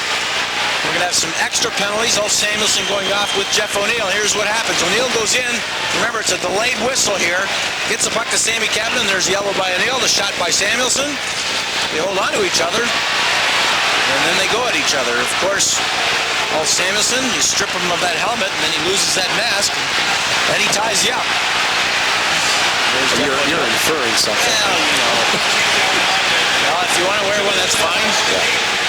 The thing I don't like is the fact that kids wear them all their lives and they come up now and everybody's so brave with their sticks. I think that's in a detriment to the game. I think it's great for kids to wear them, but there's a time now through these late 80s and 90s where the kids have grown up, through their teenage years wearing these, and they get into the NHL, and the first thing they think of when a body's coming at them is get the stick up.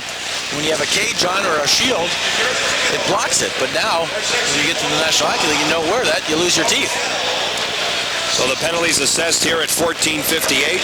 Langdon and Samuelsson in the box for the Rangers. O'Neill for the Whalers. As Paul Maurice has a word with his coaching staff. The Whalers tonight going back to work on the power play now.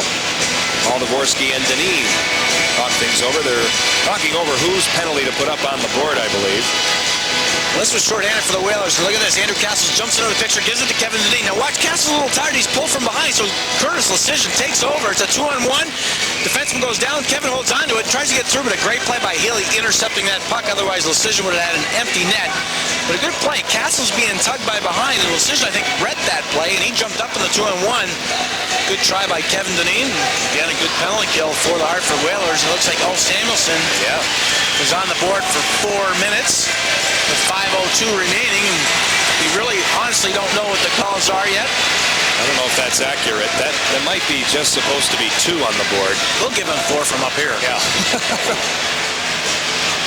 But anyway, it says 4, and it's going to stay 4. So it looks like a double minor assessed to Ulf Samuelsson, obviously, in a great situation now for the Whalers with 4:55 left to go in the second period. 4-0. Hartford has the lead and now goes to work on their third power play. Sammy Kapanen around the boards this way. Getting to it, Castles. Now Primo takes a hit, heels it off for Emerson. Glenn Wesley, cross ice for Castles. His shot knocked down by Healy. Sundstrom gets to it and sends it out. What a difference in power play. They move the puck, even though they're separated quite a bit distance-wise. Some good crisp passes and some good puck movement. Again, that is an area that has been lacking, I think, in confidence. And the confidence level is high tonight, and they're crisper with the puck. Messier now darts ahead on a 3-on-2, shorthanded.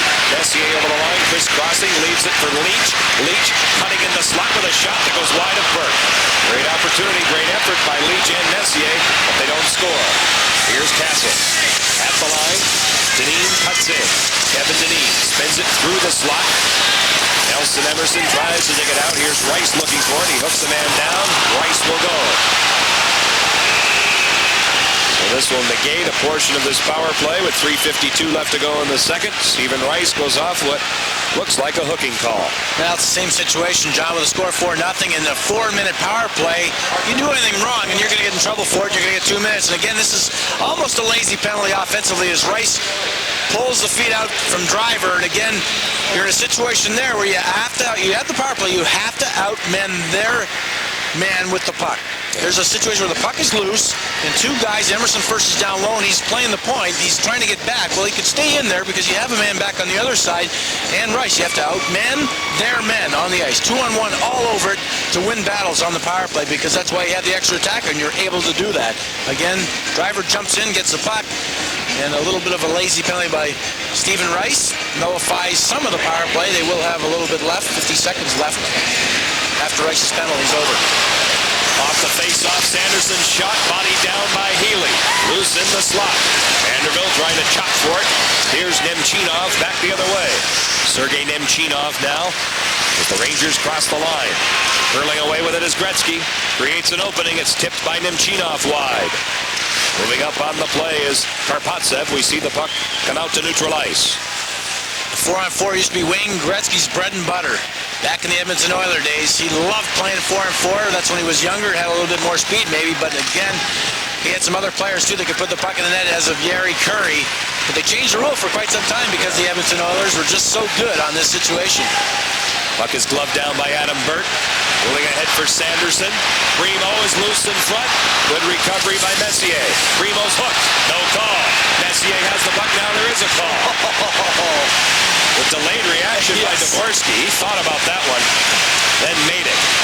We'll come back with more right after this.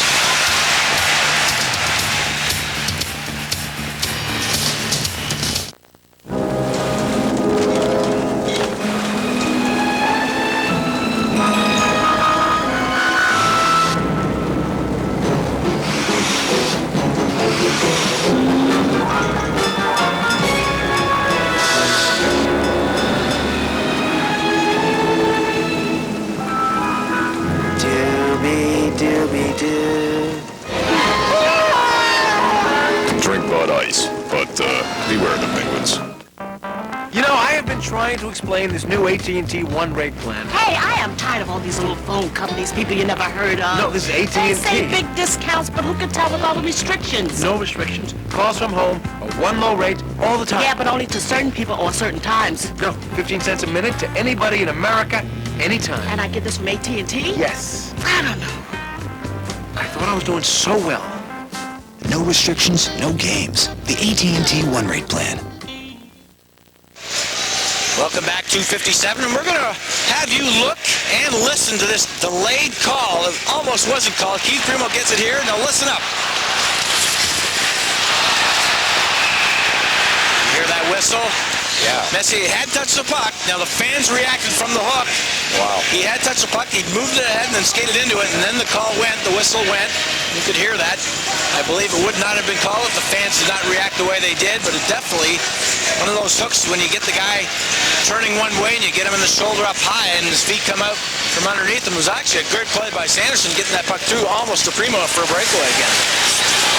Off the face-off, the Whalers now 4-on-3 power play opportunity. Wesley across for Castles. Castles looks it over.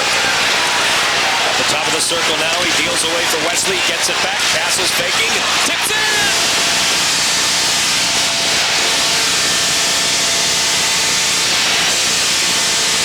Everything going right for the Whalers.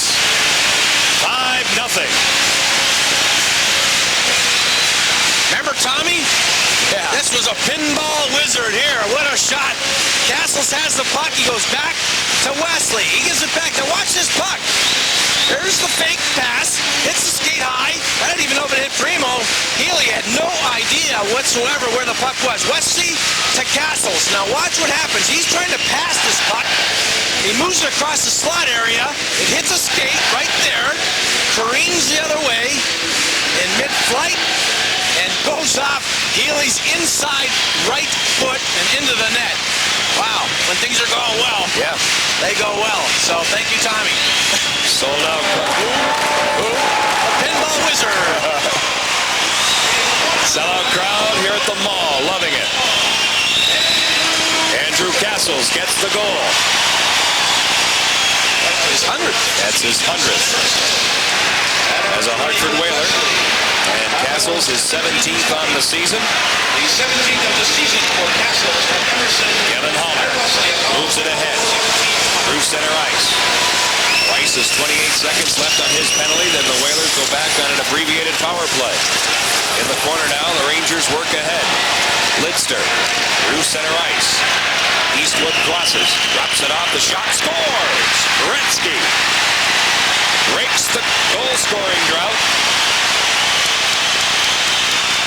21 games until now, and the Rangers are on the board.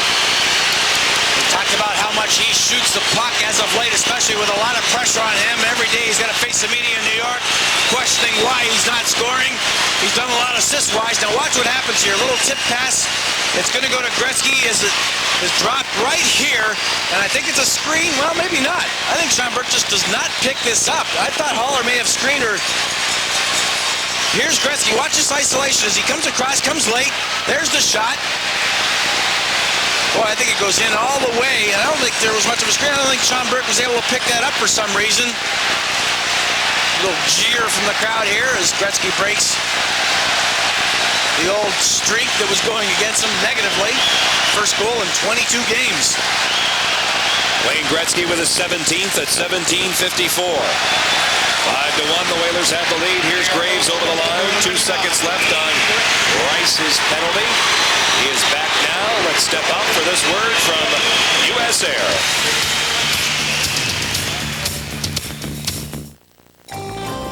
Travel provided by U.S. Air, offering over 100 daily flights to Florida and service to 12 destinations throughout the Caribbean. Welcome back. 5-1 Hartford now. Sean Burke has played good tonight. He's made some great saves. And here's the drop pass, and watch what happens here. Here's the shot from Gretzky. Now, watch the puck. It is tipped right there and changes direction.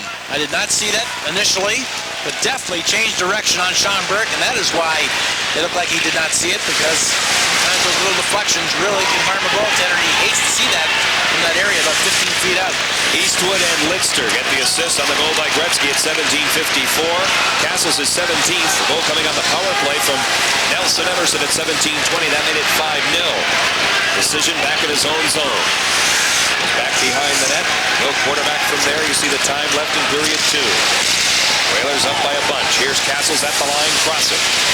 At his center ahead he does. Danina Sanderson in front. Pass goes ahead. Healy knocks it down and freezes.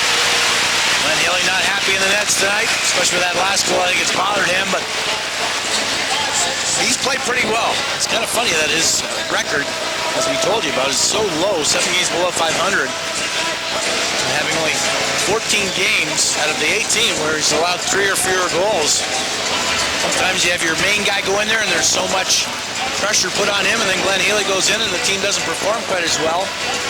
There's talk about that here with Jason Muzzatti in the last while when he's been in the net. The team hasn't played quite well, but Muzzatti came back with a great game in Philadelphia, and there you see Richter, who's played very well also. 25 wins this year. Not bad. Oh, not too bad. Off the face-off, again Healy hanging on to that one. 1:06 left to go. With 25 wins, he's tied for 4th in the NHL going in tonight. Mike Richter. And there is Jason Muzzatti, and definite confidence booster. Very difficult, I think, the last month and a half for Jason Muzzatti. Made 21 saves, 1-0 loss against the Rangers, but I think sometimes as a goaltender, we don't play that much and you haven't won. I think it wears on you, and you wonder if you're going to be able to come back in and play that well. And he played so well in a crucial game for this club. Rangers start ahead. Through center ice, the lead pass for Eastwood is knocked down by Kevin Haller. Haller now wristed deep. Around the boards it goes. 47 seconds left to go in period 2. Emerson looking for it. Karpovtsev around the boards this way. Dick pinches. Rangers take over and get it out to the red line. Haller head man's for Emerson. He steps across. Emerson shot steered away by Glenn Healy. Karpovtsev in the corner, works it ahead. Darren Langdon. Cross center now, he'll wrist it in. In the corner it goes. Deneen is back. Deneen sends it around the boards. Primo after it. Here he comes. 2-on-2. They crisscross. He and Rice. Rice going wide to the right side. Slides it through. Bird up on the play. Rice behind the goal. Steve Rice centers in front. Deneen takes a swipe at it. It's wedged out. Pretty nice play. First of all, going in. Rice thought Primo would stay with him. Tried to get the pass across. But then he got control of it behind the net. Now Gretzky tried to feed Kevin Deneen. But again, a nice period for the Whalers. I thought the flow changed a little bit. Of course, when you're up by such a score, it's very difficult to keep pressing and keep pressing. You play more conservatively, and the Rangers came on a little bit, but Burke made some great saves. But what a game after 2, 5-1. I don't think many people would believe this. No question about that. Our Bob Stores intermission update. Adam Burt back in the lineup tonight. A live conversation when we come back. Kim Walden, the out-of-town scores, and Billy and I, stats and highlights. The Whalers 5 and the Rangers 1. Back with more after this on Sports Channel.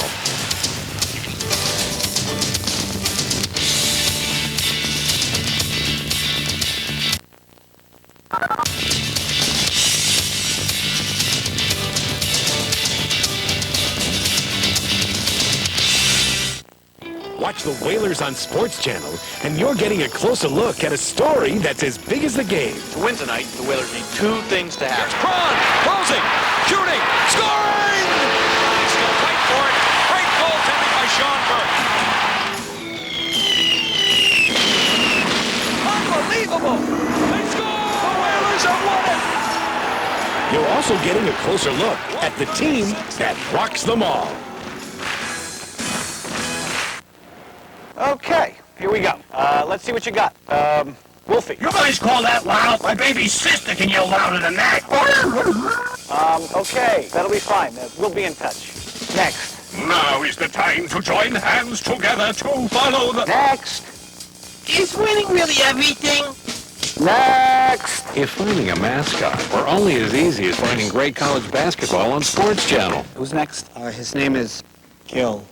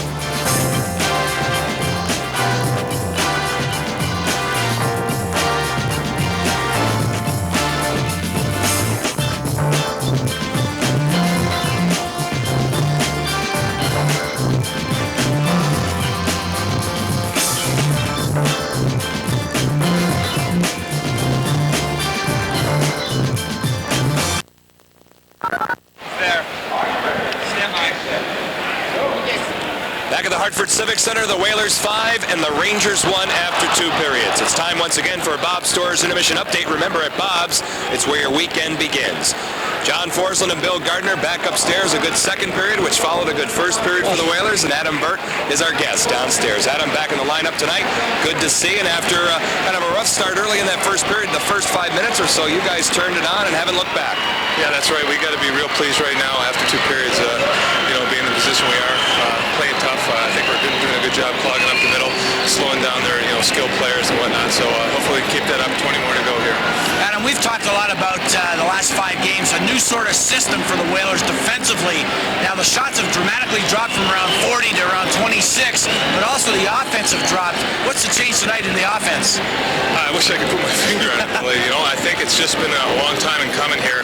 Guys have really been working hard in practice, and we're really trying to concentrate on getting back to simple things. We're really not a fancy hockey club, and when we try and do things a little bit too cute, we get in trouble. So if we just keep the puck going ahead, putting the puck on net, and going hard to the net for rebounds, we're going to be in great shape.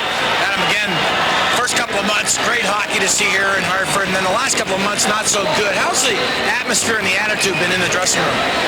Well, I've been out here for a little while, but I think we've had the kind of attitude. Let's get back to basics. Get back to that good, solid work ethic, and I guess I keep repeating myself here. I guess you kind of know what the key is for a hockey club, and in between periods right now, we're pretty poised right now. We're not getting too full of ourselves. We know that they have an explosive hockey club over there, and we're going to be ready for this 20 minutes.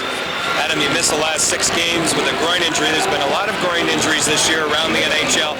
Talk a little bit about the rehab process, what you had to go through to get back on the ice tonight. Well, we got a great staff in there. AJ, one of the assistant trainers, Bud Gouveia. Let's not forget Davey, our massage therapist. They've been terrific, doing a lot of things that I like to lift weights and whatnot, but if you guys could have seen some of the stuff they had me doing in the locker room and whatnot, you would say, who's this loser? So, really a lot of medicine medicine ball stuff, a lot of isometrics, squeezing things between my legs, and it sounds really exciting. Adam, wow, Billy might run with that one. Adam, you have a 7-game homestand. How important was it for the team to play well in Philadelphia before this homestand? Well, I think not only was it great to, it was really a quality point on the road, but I think it really sent a message to our hockey club that when we play good, solid defensive hockey, good in the neutral zone, good third man high, we're successful that way. And so going into this homestand, I think it was good to create good habits. Well, that's what we've talked about here in the locker room before we go off for the third. Keeping doing those simple things that have made us successful. Adam, great job so far tonight. As you know, February is sweeps month. It's important for us too. Thanks for boosting our ratings once again. Thanks a lot, fellas. Keep going, Adam. Adam Bird in the Bob's Stores and Admission Update. Remember, at Bob's, it's where your weekend begins. The story after 2 periods, the Whalers 5 and the Rangers 1. Kim Walden next with an NHL update on Sports Channel.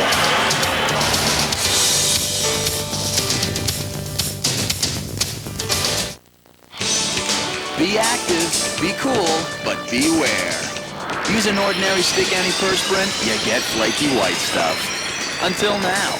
Gillette introduces new Clear Stick. It's clear, so it can't leave a white residue. And it glides on smooth and dry for maximum strength stick protection. No stick protects you better against odor and wetness. So don't get the white stuff. Get the clear advantage.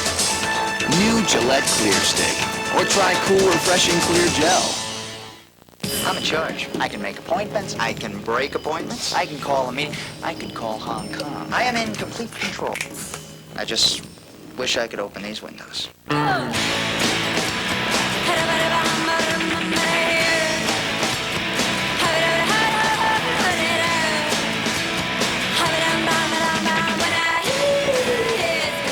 the road of life, there are passengers and there are drivers.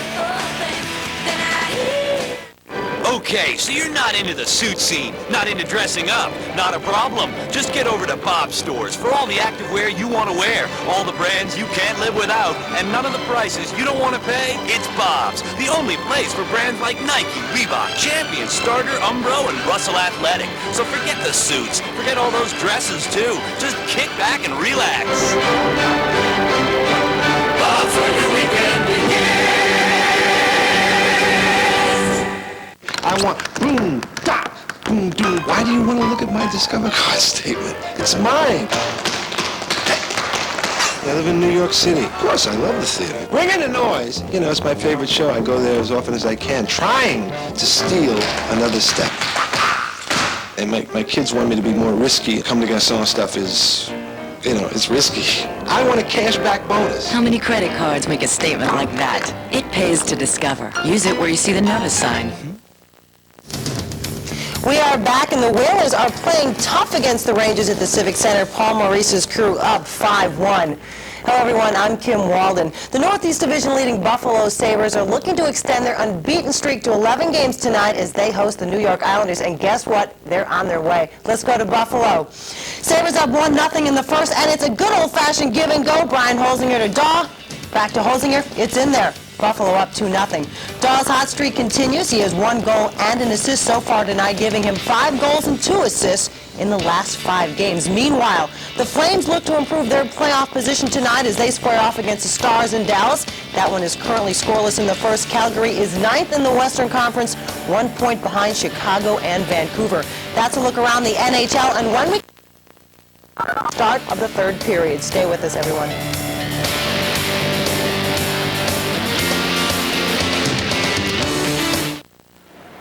Okay, here we go. Let's see what you got. Wolfie. You guys call that loud? My baby sister can yell louder than that. Okay, that'll be fine. We'll be in touch. Next. Now is the time to join hands together to follow the... Next. Is winning really everything? Next. If finding a mascot were only as easy as finding great college basketball on Sports Channel. Who's next? His name is Gil. I'm Kim Walden, your host for Game Time. From Game Time to Game Faces, when you watch the Celtics on Sports Channel, you're getting a story. The difference is in how you Right get side, it. barrels for 3. Got it. Day, gonna step on Pippen and got 2. Now that's what I call aggressive basketball. Oh, the game's great line.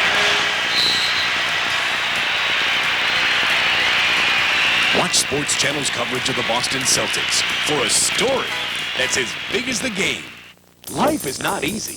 Between work, traffic, and weather, it's hard to catch a break. Until now. Introducing new sport news on Sports Channel. Now you can get a closer, more in-depth look at the latest sports news of the day with New Sport Tonight, along with accurate, up-to-the-minute sports news, highlights, and scores with Scoreboard Central.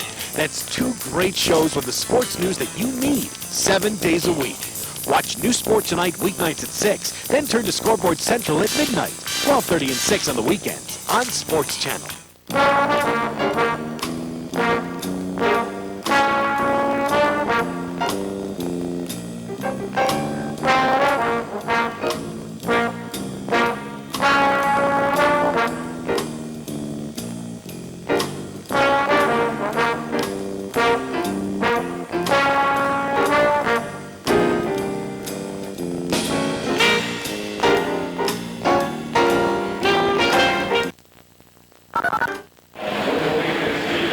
Continues from the Hartford Civic Center. The Whalers lead it 5-1 over the New York Rangers. John Forsland and Bill Gardner back upstairs. They did not sit on a 3-0 lead after 1 period. You can't do it against the Rangers, and they didn't.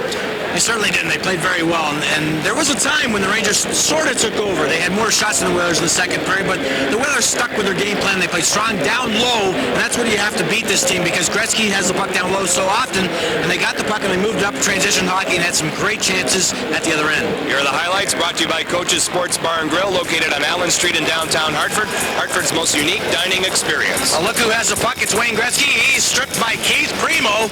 Primo goes in and watch the shoulders, watch the stick, all the moves in the world. He goes top shelf with a beautiful goal at that time, and that really got the Whalers going. And Kevin Haller also has been all over Wayne Gretzky again tonight. Now watch here. Gretzky stops, pulls back. Haller grabs him gently in the shoulder area here, and Gretzky, he goes down like he was shot from the upper balcony, and it cost Haller 2 minutes. But a little bit later on, Keith Primo, Sanderson tries to get it to Keith Primo, and Messier behind Primo, he gives a little tug, and that's a penalty also. So I guess that evens out in some regard. Yes. And then Andrew Castle's playing a little ping pong. He's got the puck, and he's actually looking to pass here with a fake slap shot. Hits one skate, another skate, Healy skate, it's in the net.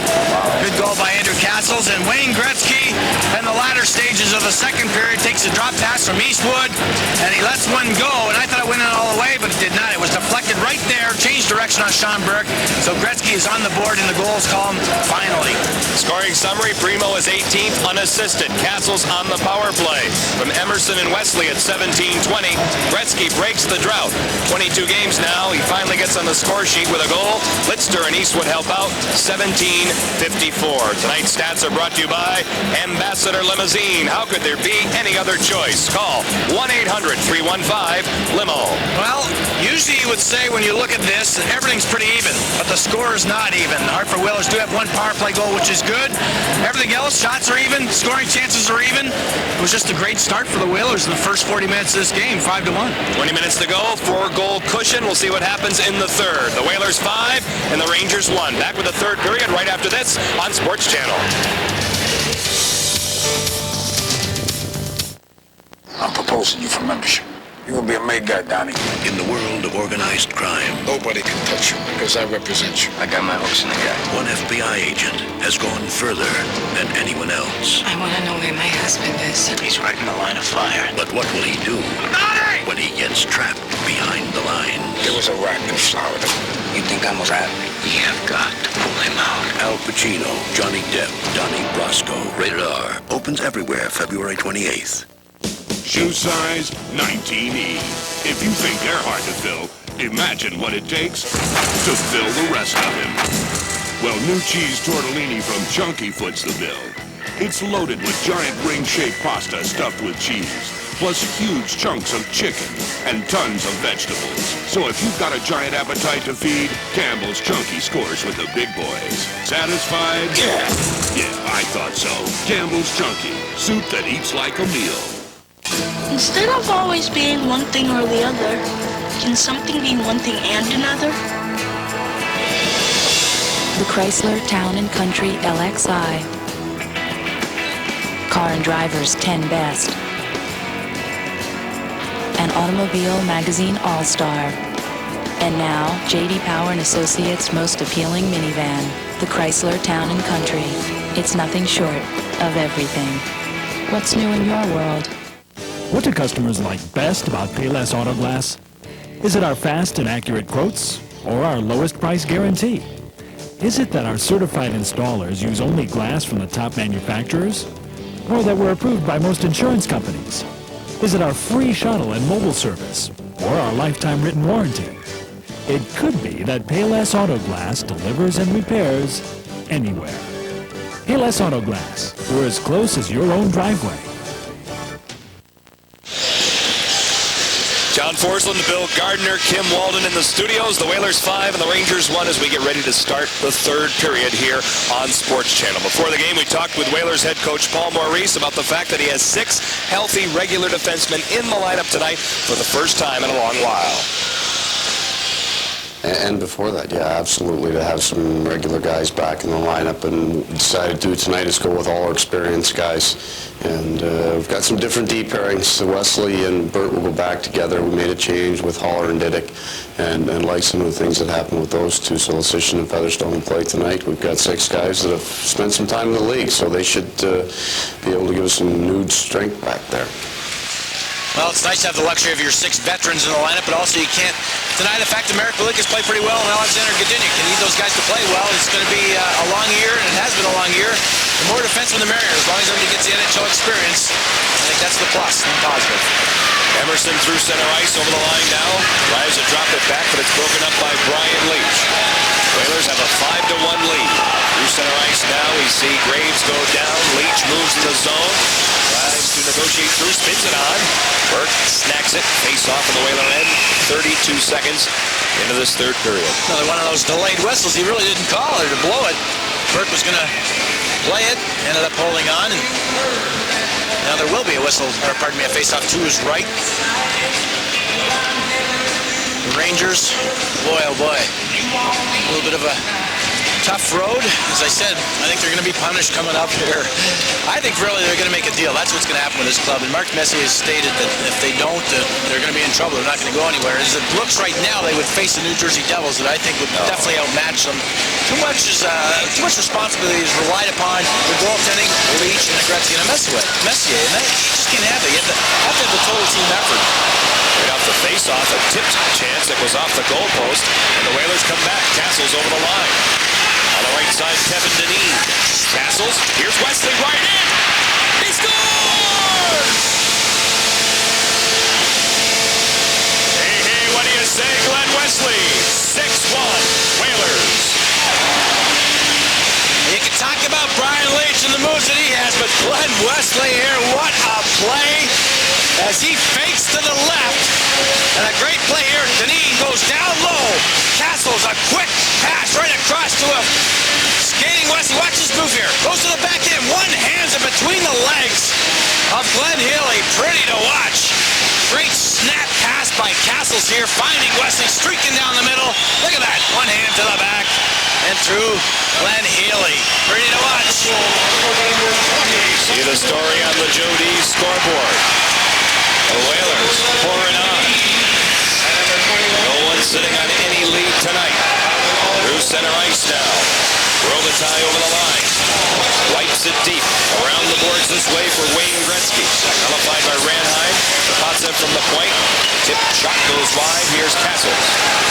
Off the boards. Through center. Out of play. We have a stoppage. Time to clean up the trivia. Tonight's question. Who holds the Rangers' record for points in consecutive games, and how many? And the answer, please. Our Deswani trivia, Brian Leach, 17 games. I knew that. Did you know that, John? Yeah, oh, sure I did. Well, you always cheat, because in the morning you get all these notes. Sort of given the answer, and there is Brian Leach. Brian Leach, 36 points in his career versus the Hartford Whalers in 28 games. You do that against every club, and you're going to be a pretty good player. So you call me a cheater? No, I'm taking this abuse on a nightly basis. Nightly? Yes. Even on the off nights. People don't know what goes on. There's center talent Sanderson. Broken up. Eric Cairns in the lineup now. A little beef. Maybe the Whalers forced to turn it up physically here in this third period. The Rangers need to jumpstart a little bit. They have some beef out there now with Langdon, Cairns. See what happens. Langdon has the puck. And get it deep in the zone for Eastwood. Checked by Jeff O'Neill. Jam along the end wall. It's dug out by O'Neill.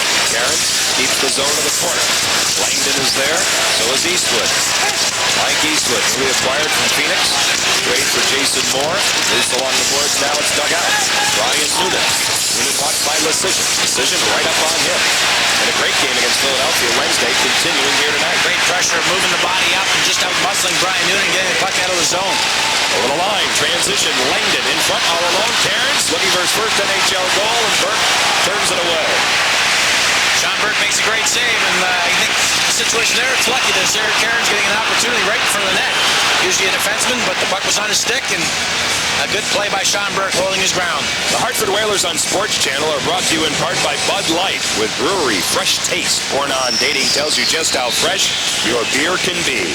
So make it a Bud Light, because fresh beer tastes better. Well, after Curtis Lecision made a great play along the boards, watch this puck as it comes out here, goes into the neutral zone. The Whalers start to put the pressure in the neutral zone. Nice little back pass there. Another nice pass right there, springing Langdon on 2-1, and there's the pass. He just loses it. That is Cairns. And as you see, Sean Burke never flinched, went out and met the puck, said, "How do you do? Thank you very much. I'll take it." Two longtime friends, Curtis Lecision and Kelly Chase. In the Western Plains, the shot right on, gloved by Burke. No further play.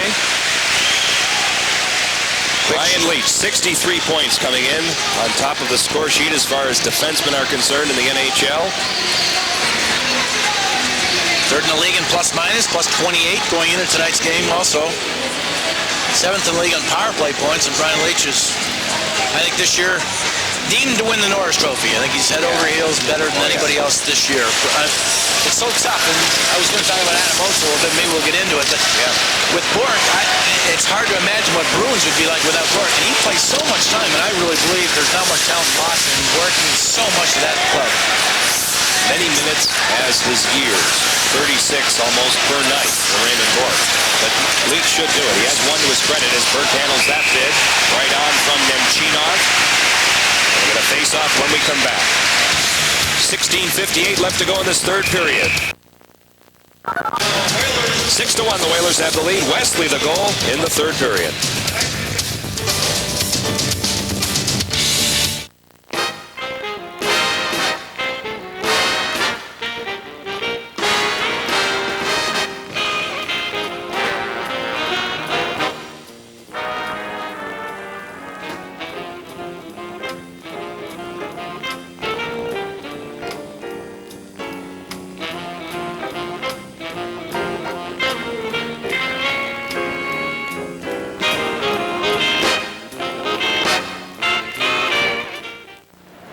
Okay, here we go. Let's see what you got. Wolfie. You guys call that loud? My baby sister can yell louder than that.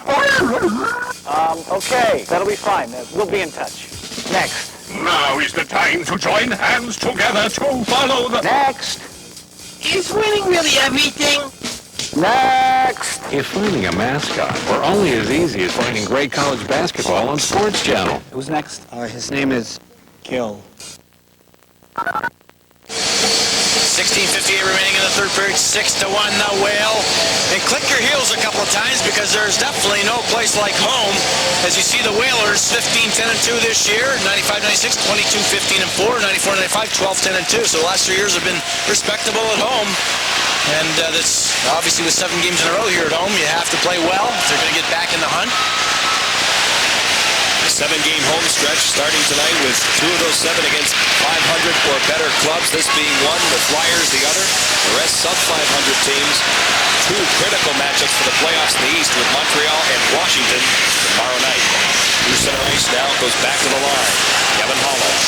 Haller, aerial flip as we see, come back in the Rangers zone. Ryan Leach back to get it. Leach has figured in on 60% of the Ranger goals this season. Long shot in on Burke. Burke hands it off for Lecision. Off the boards, Ranheim. His pass popped up. Knocked down by Noonan, broken up by Diddick. He sends it back out to neutral ice. Leach wheels it ahead. Precision back at his own end with 4 minutes gone here in the third period. 6-1, the Whalers on top. Ranheim over skates. Here's Gretzky over the line with a shot. Turned away by Burt. Now in the corner, it's Precision. Curtis Precision will clear it out to neutral ice. Karpovtsev knocks it down. Late pass for Gretzky. Golfed ahead by Diddick into the crowd. Let's throw it to Kim Walden, AT&T NHL update. Thanks, you guys. In Buffalo, Sabres up 2-0 over the Islanders. Brad May breaks out of his scoring slump big time with the slap shot, beating Tommy Salo top shelf, and he thanks a big guy upstairs. Buffalo towers again. They lead 4-0. Back to you guys. I thought he was a little baby bird in the nest waiting for the mother to come down and drop the worm in. It's like a religious experience in Buffalo. Well, we had Dawson and now Mayday. And of course, stealing phrases used by the great Rick Jenrette, longtime Sabres voice. And John, we talked about no place like home. You know, 7 of the 10 losses the Whalers do have at home are by 3 or more goals against. So when they lose at home, they say, ah, the heck with it, we've lost the game. And also, too, going into from January 1st, believe it or not, I know things have been bad, but they have the worst winning percentage in the league since January 1st. So that can be rectified in 7 games at home, and hopefully will. And if they play like this, I'll tell you, it'll be some fun games to watch in the next 6 after this tonight. Sanderson out in front, but it's stolen by Gretzky. The Buffalo Sabres recently had a 7-game homestand, and they really took off after that. And this can really work wonders and should be a critical point in the season for the Whalers. Here's Gretzky.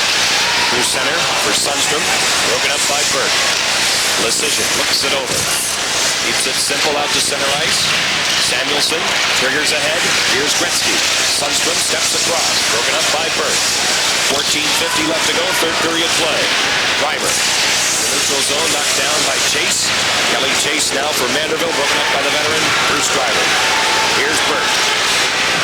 The 8-year-old defenseman gets it deep. It's whistled dead in the neutral zone. With 14:39 left to go in this third period. The Whalers maintaining the 5-goal lead. A reminder, the coolest game on earth is brought to you by the coolest beers on earth. Bud Ice and Bud Ice Light. The official beer sponsors of the NHL. Drink Bud Ice, but please beware the Penguins.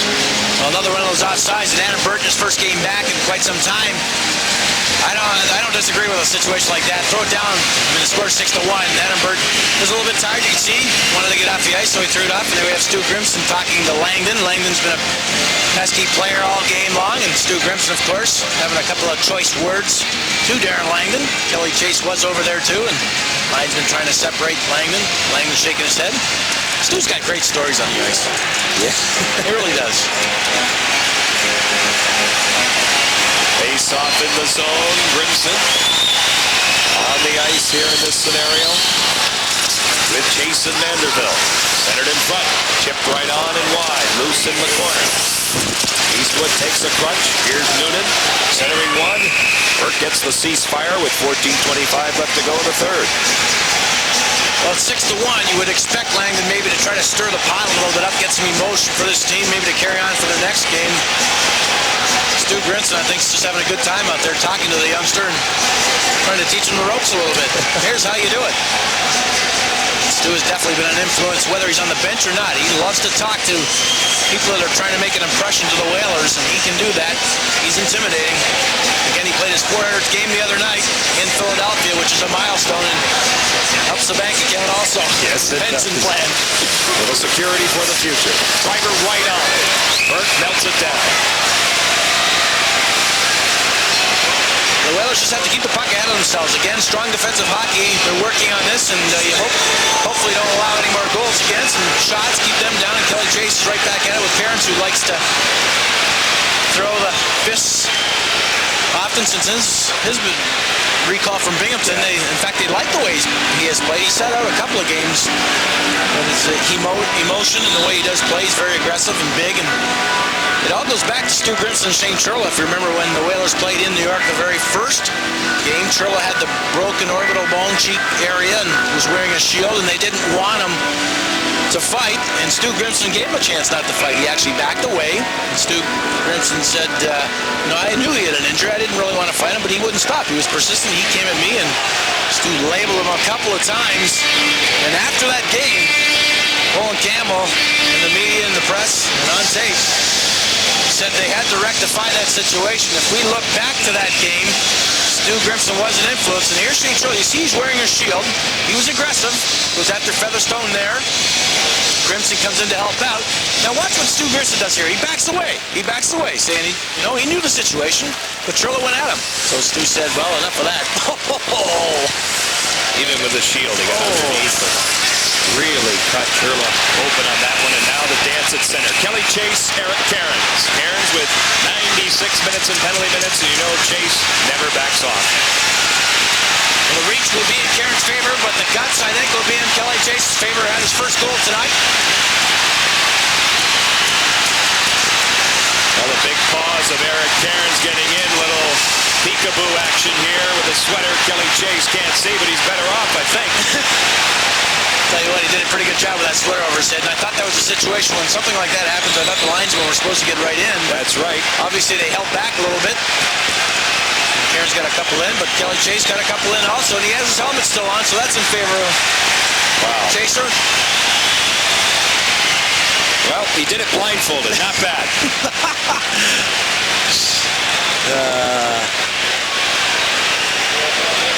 Good to see. Great team player. Starting, they had plenty of time to get the positions they wanted. Cairns changes his angle. Chase waiting, and there's the long reach right away by Cairns getting in. Chase coming back with the right. He just can't get over the top. The long left holding Chase's arm back. But that's more of the fight that Chase would want, getting in close so he can get up and into him. Cairns stops her. Look at that. He gets that sweater up and over Chase's head. Chase has got his helmet on there, so I guarantee you that Cairns was hitting the helmet there quite a bit.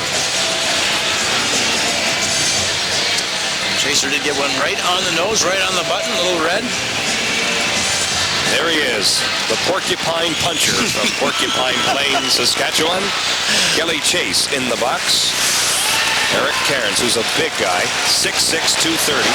Chase gives away an awful lot on the tail of tape, but makes it up with heart.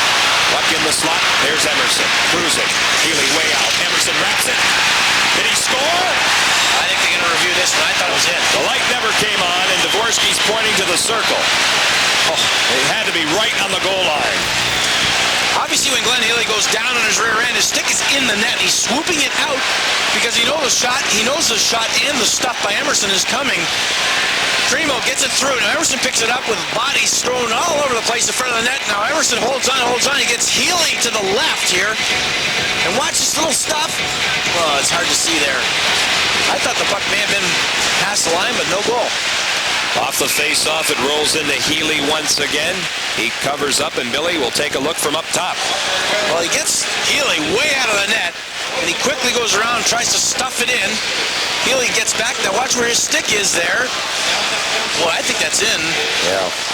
Very difficult to see because of the black tape Glenn Healy uses on his blade and the puck over the darker line. Let's see if we can see it here. Boy, that's definitely in. Find it there? It seems like it is. Looks like it. Over the line now, Nemchinov drops it back for Messier. Primo triggers ahead. Rice scoops it. Back in the zone, Brian Leach. Passing off to the open wing, Adam Graves. Through center. Cross corner dump in. Messier tracks it down. Almost lost his balance. Sets up Karpovtsev. It's tipped in front. Didn't seize it. Out they come.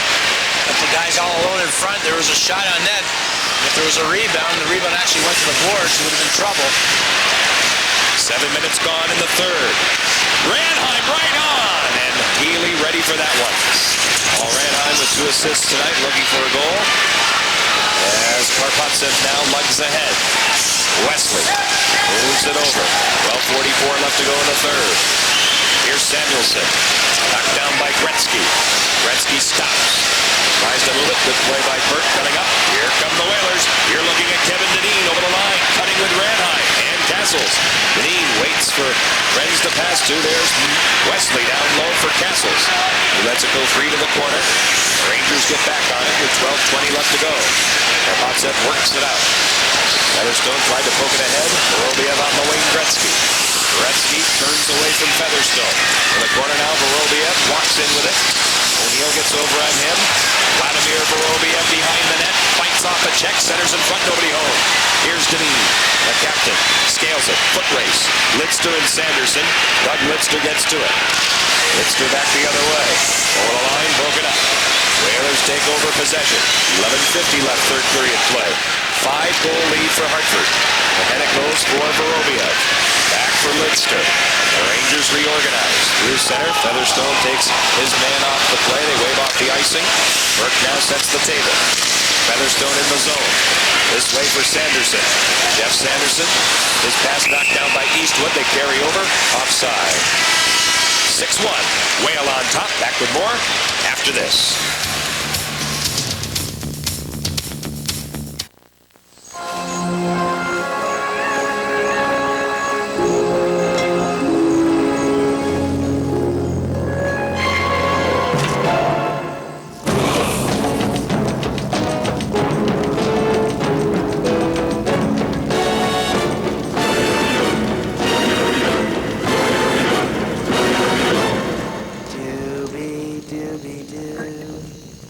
Drink Bud Ice, but beware the penguins. I would like to show you my Discover Card statement by Paul Poundstone. Well, I don't know that my Discover Card statement has changed since I became a foster mom, because I always bought toys. But now, of course, privately, I'm forced to give them to the children. When I was invited to the inaugural ball, I did have to find a ball gown, and I like to think I found a lovely understated little number. How many credit cards make a statement like that? I need cash advances. I just need to be slathered in ones and fives. It pays to Discover. Use it where you see the notice sign. Welcome back, 11:30. There is a discussion. 11:30 left in the third period. There is a discussion about Nelson Emerson's wraparound. It was a goal, according to the replay judge. So what I thought would happen was it would be a goal. It would be counted. The time, 2:14, would be put back on the clock. So there would not be 11:30 left. There would be a lot more than that left. But the ruling, and I don't know this ruling for a fact, but seemingly what they're discussing with Paul Maurice is the fact that the puck was dropped after the play. And I don't know if that's correct. Oh, man. That they would nullify the goal. Can you imagine if this was a close game or a playoff game and this happens? Watch. Well, Emerson goes around and he beats Healy. Healy's stick already, when you see it here, is behind the line. And the puck definitely is behind the line. And we're going to see it from what the replay judge looks at. Emerson going around. There's the puck. Oh, it's way in. I mean, that's 6 inches in. Yep. What happens if you're going for your 50th goal? Yeah. Or your 40th goal? Just think about it. Or you got $1 million bonus for something. Wow. So I don't understand that whatsoever. That's why this rule was put in for situations like that. And obviously the play went on a little bit longer, 2 minutes and 14 seconds ago when that occurred. So Nelson Emerson is virtually out of a goal. My goodness. 6-1, sort of. 11:30 left to go in this third period. Off the face-off, the Rangers have it. Karpovtsev gets it ahead. Manderville over the line, sends one in, kicked away by Glenn Healy. Karpovtsev in the corner, checked by Kapanen, out to center it comes. Here's Featherstone, paired with Curtis Lecision. Up front, Stu Grimson is out there with Kent Manderville and Sandy Kapanen. Rangers have it. Darren Langdon, backhands deep. Sean Burke, forehands ahead for Grimson along the wall. Dug out by Noonan. Eastwood down low. Manderville on him. At the point. Karpovtsev with a shot blocked by Grimson. You get the top of your screen. Noonan is there, nullified by Manderville. Langdon behind the net. Eastwood. Good stiff hit from Curtis Lecision. In the corner now. Noonan. Checked by Manderville. They freeze it there. Borski looks on. It's dug out. And 37 left third period. Eastwood wraps one. Burke covers. Great defensive coverage, as you mentioned earlier. Curtis Lecision playing much better last couple of games. Very strong, and here we are again. Tempers are flaring, and that's Sammy Kapanen, I believe, and Brian Leach. Is it? They're all Samuelson. I think it's Samuelson. Yeah, I think so too. They're right in the middle of that melee. Yeah, it's Samuelson. Yeah. Watching the great defensive coverage again by the Whalers down low. Keeping everybody at bay, and then up here after the whistle, high in the slot area, Kapanen and Samuelsson. Usually don't see Kapanen in this, but of course, you know with Samuelsson, you never know what that man will do from behind or in any sense of any way on the ice. He's very good at being an instigator and running away. Gloves all over the place. Seems like an old Donnybrook back in the early 60s. Yes, it certainly does, with all the driftwood and gloves and other equipment on the ice. And it's not over yet as more words are exchanged on the way to the penalty box. Oh, and let him go, Reaper. That's Glenn Featherstone.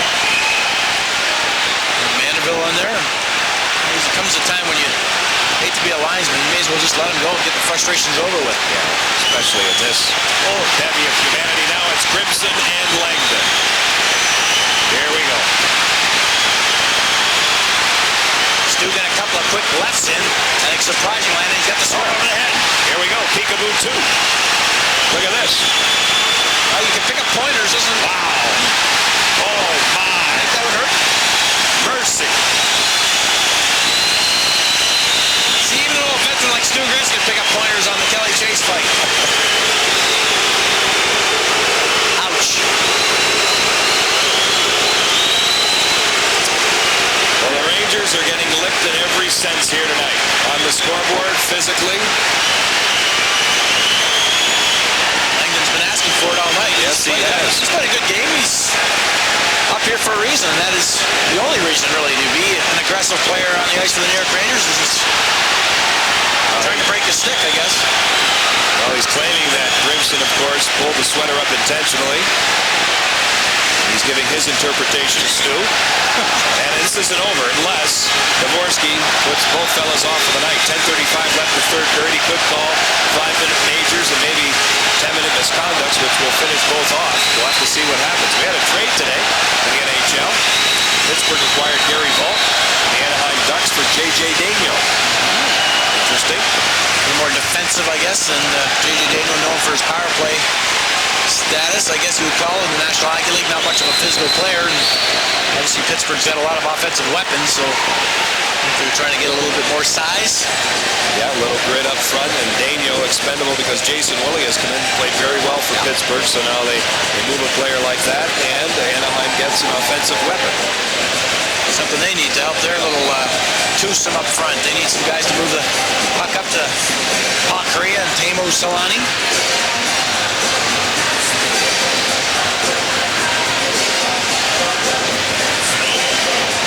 Very difficult with 10.5 minutes left in a game like this. Is really out of hand. And here's Mandeville. This is down low. This is some good coverage. This is what the Whalers have worked on very hard the last couple of weeks. Everybody has a man, even though that's a little bit of stuff. The goalie's job is to stop that. Curtis' decision came into the picture, but this is what happened at the top. This is right after the play in front of the net. Samuelsson tries to trip Kapanen, and Kapanen, we all know, has a knee problem. Samuelsson, of course, he's a smaller guy, so he's going to get in there and be the brave guy, but luckily all the tougher guys for the Whalers are on the ice and come to the rescue. But again, there's a situation. Samuelsson going after, in a sense, the knee of Kapanen, trying to pull the legs up from underneath them, and no need for that. I mean, the play was down low, the play was at the net. This was up high in the slot area. There's Langdon. His face looks a little puffy. Got some tea bags under his eyes, cucumber. Sammy, of course, letting Stu know exactly what happened there. Yeah. Just in case this might not be over. Obviously, he's thanking the big guys in there. He's having a laugh tonight because it is 6-1. Yeah. A lot of nights it's been the opposite. Not much fun. Good fight by Grimson. It's tender knuckles, but obviously not affected tonight, although he got the left going a little bit more tonight. Well, 10:35 left to go in this third period. 6-1. Langdon is going off to the Ranger dressing room. Obviously, Dvorsky calling at least 15 minutes in penalties to Mr. Langdon. Stu Grimson will go off. Well, John, there was some meetings this past week about expansion. They're trying to narrow the field, and really there's no hurry for expansion. They've said even though they've narrowed it down to this field, there may not even be expansion. But you see the teams that are still in the running: Atlanta, Houston, Nashville, and they're not teams, they're cities. Minnesota, St. Paul, Columbus, Oklahoma out. Hamilton, Hampton Roads, and Raleigh-Durham. Hamilton fighting for years trying to get a National Hockey League team, but so close to Buffalo and Toronto, I don't think they'll ever get a chance. Those decisions were made earlier this week by Gary Bettman and his committee. So they are the teams still left in, and I believe, I don't know about you, John, but I think all the talk is still Atlanta and Houston, two big markets. Houston seems like a shoo-in. They had 3 groups available for taking. They ruled out and took the gentleman who operates the Summit and the Houston Aeros of the IHL. And of course, Atlanta, very glamorous because of the TV market, Mr. Turner. It's kind of funny, too, that the Maloof family that had a bid in from Houston went right to Tampa Bay and asked about the ownership of Tampa Bay. There's been speculation of Tampa Bay being bought. And the Maloof family of Houston, the bid was denied, went right to Tampa Bay and asked if they could buy the team. There's a meeting, and who knows? An exchange there. The breakdown on the penalties. Grimson, 2 for roughing in the 10-minute misconduct. Glenn Featherstone, 5 minutes for fighting in a 10-minute misconduct. Samuelson, 2 for roughing in a 10. Langdon, 5 for fighting in a 10. And Grimson also gets a major for fighting. So those parties are finished. 6-1. 10 minutes left to go, 3rd period. Boom shot sails wide. Here's Emerson. Off to the races. Crossing the line. Emerson for Diddick. Gerald Diddick. Off the end boards. And Nemchinov goes to the top of your screen, gets the puck, and out he comes. Sergei Nemchinov circling back with 9:42 left to go in this 3rd period. Whalers are home tomorrow night. The Washington Capitals are here watching this game.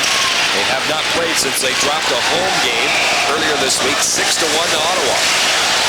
That was Tuesday night. Deep in the zone now is Richter. Up the boards, Bruce Driver. Out to center, Gretzky. Crossing the center ice stripe. Over the line, Bird. Wiped out. Whalers look for it. In the zone, Gretzky would have been offside. Here's Glenn Wesley. 9:12 remaining in the 3rd. Wesley has a goal tonight.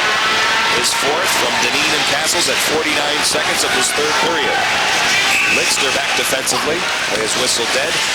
9:04 left to go in the 3rd.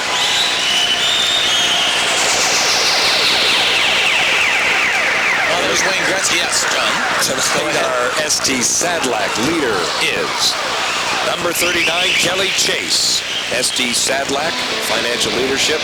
Remember, ST Sadlak, financial leadership that listens. Call 1-800-541. The number went away.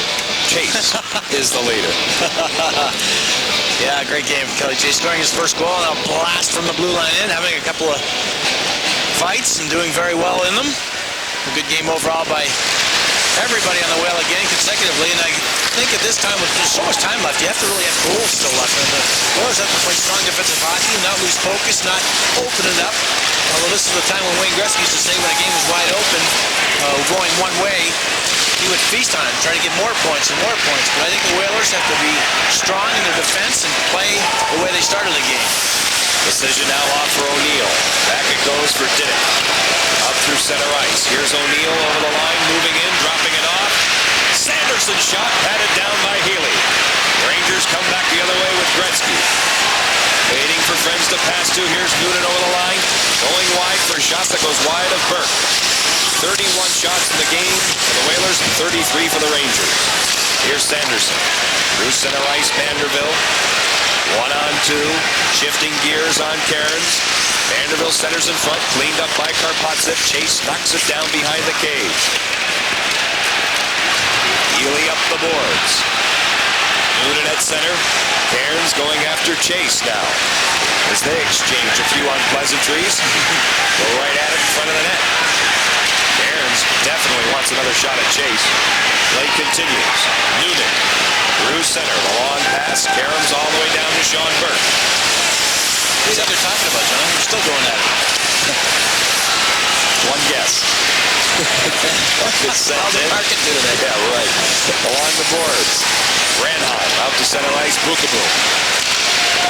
Rangers move over the stripe. Here's Eastwood coming up on Diddick. Eastwood goes behind the net. Holding on now. Back to the point. Jeff Bukaboom. Bukaboom with a shot. Off the mark. The puck is loose at the top of your screen. There's Chase. Nick is man off the play. The puck is worked deep in the zone. Glove down. Chase gets it. Now he'll start ahead.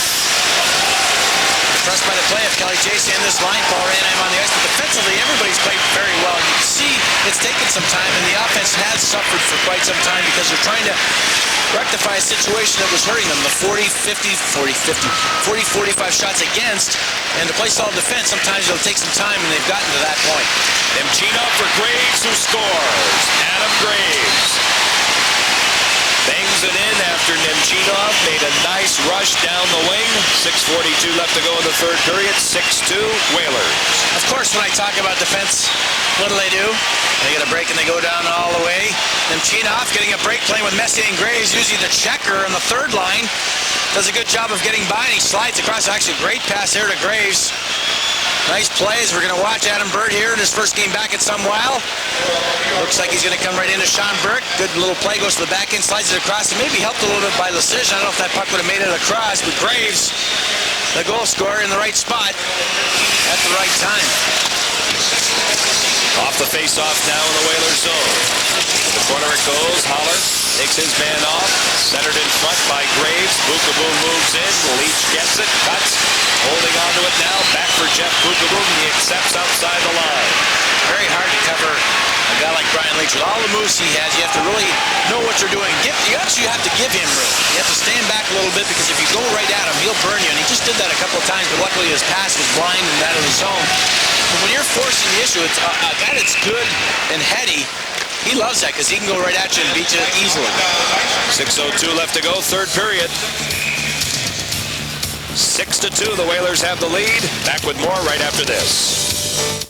Attention Whalers season ticket holders. When attending your next Whalers home game, make it a memorable one. The Coliseum Club offers a truly exciting dining experience. Overlooking the arena, you can enjoy full-service fine dining while viewing pregame warm-ups. Whalers full-season ticket holders can visit the Coliseum Club before each Whalers home game. Reservations are required 48 hours in advance by calling 860-493-2560. Please have your credit card ready when making your reservation. Coliseum Club memberships are available by calling 860-728-3366, extension 420. Life is not easy. Between work, traffic, and weather, it's hard to catch a break. Until now. Introducing new sport news on Sports Channel. Now you can get a closer, more in-depth look at the latest sports news of the day with New Sport Tonight, along with accurate, up-to-the-minute sports news, highlights, and scores with Scoreboard Central. That's 2 great shows with the sports news that you need 7 days a week. Watch New Sport Tonight weeknights at 6, then turn to Scoreboard Central at midnight, 12:30 and 6 on the weekends on Sports Channel. 6:02 left to go in this third period. The Whalers on top.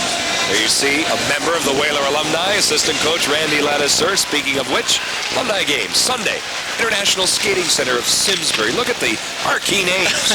Gardner, McDonald, Visor, and Crawford. Call that number. Lindsay. On the game or be there. Undefeated so far. Yes.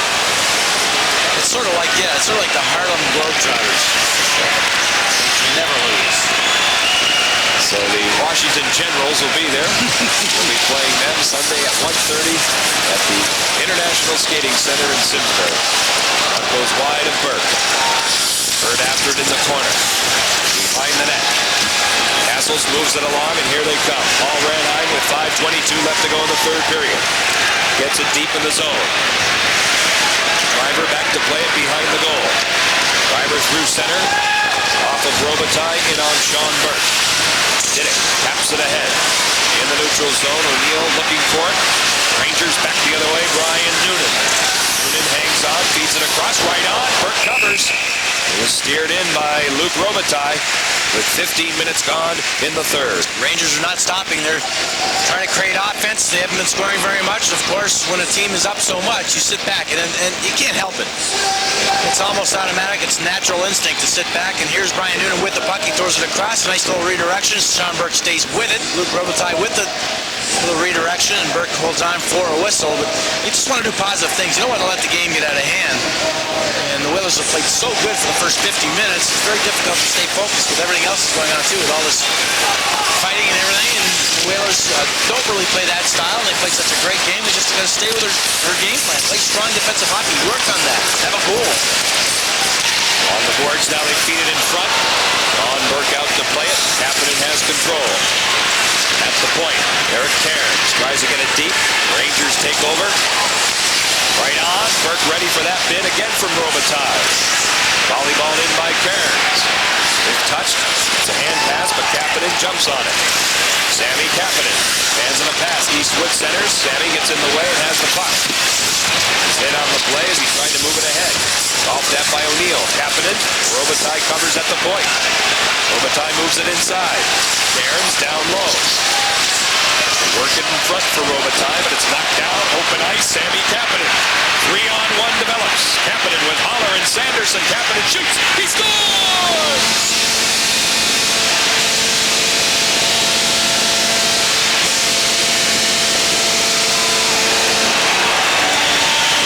It's been a long time coming. Sammy Kapanen through all the injuries. He eventually, in the last couple of games, Philadelphia tonight has skated much better. Of course, when you're young and you get hurt, you're out that much, it's going to take some time. Fans are into it. It should be 8-2, not 7-2. We'll let Emerson's go, but here is Sammy Kapanen down the wing. It's a 3-on-1. Karpovtsev stays in the middle, and wow, top shelf on Glenn Healy. A beautiful shot. Good to see Sammy Kapanen getting a goal, maybe getting a little inspiration, a little confidence. That's all it takes. 7th goal of the season for Kapanen. Nemchinov centers in front. He's knocked down a penalty. The Rangers will go on the power play when we come back. It's been all Whalers tonight.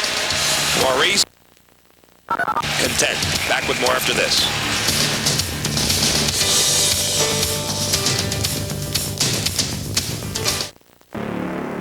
Where's the coming, boss? We're coming. Don't obstruct up! Move it! Move the puck! I've never changed my mind. You got two. You got two. No! No! No! Yes, I don't know your name, but I'm going to tell you something. Tired of getting thrown out yet? If you keep holding the way you're holding, you're going to sit there for the rest of the game. Keep it going! Keep it going! You! Drop it! Get in there and shut up! Keep it going! Keep it going! That's all! That's all! Did you like that? Wasn't bad. Okay, tune in to Bob Stores for men's, women's, and kids' Levi's jeans. 501, 505, 550, 512, 555, 521. Bob Stores has your number. Stonewashed, pre-washed, bleached. Bob Stores has your color. Regular fit, relaxed fit, loose fit. Bob Stores has your style, too. So stay tuned to Bob's, the only place for Levi's jeans. It's Bob's. When the weekend begins. 3:46 remaining, 7-2 for the Hartford Whalers. Bud Gouvet talking with Sammy Kapanen. I talked to Bud after the Philadelphia game. He was very happy in Sammy Kapanen's game and the way his knee has been holding out. Yeah. Leach off the draw, gets it back. Leach now quarterbacks from the point for Messier. Bruce Driver inside, tipped right on. Burke ready. The steer in from Mark Messier. Onberg had no problem with that. 147 left on the penalty to Glenn Wesley. Good puck movement by this good power play across the middle. Richter goes down low to Messier. And there's a little redirection. Again, Sean Burke's had a lot of those tonight where somebody's really not stopped it to shoot it, but just redirected it quickly. And Burke's been alert to that and went to his left, from his left to his right, made a nice stop and held on for the face-up. But going back to Kapanen for a bit there, they were a little bit worried, and he said he really felt his knee tweak a couple times, but the brace kicks in then and really saves him. So that's good to see, and that's what the knee braces are for, and that's why they got him, and they waited so long so he could get fitted with a knee brace properly. And like Gouvet said, that's why they put him on. They have a job and a purpose to do, and they have saved a lot of knees. That's why you see some football players wearing them. Wesley in the box for tripping at 16-14. The Rangers on their 4th power play. Ranheim works it ahead through center all the way down to Glenn Healy. 17 minutes have been played here in the 3rd period. The Whalers led it 3-0 after 1, 5-1 after 2, and now, as you see, the 7-2 advantage. Leach across for Driver. Driver picked off by Castles, back for Lecision. Sellout crowd tonight, 14,660, and some have left. Many of the Ranger fans, I'm sure, have gone their way home. That's good. zone. Out to center. Sundstrom crosses the line. Here's Gretzky. Gretzky curls away from Kevin Haller. Gretzky hanging on to it. Hands off for Karpovtsev. Across now for Leach. Gretzky gets it.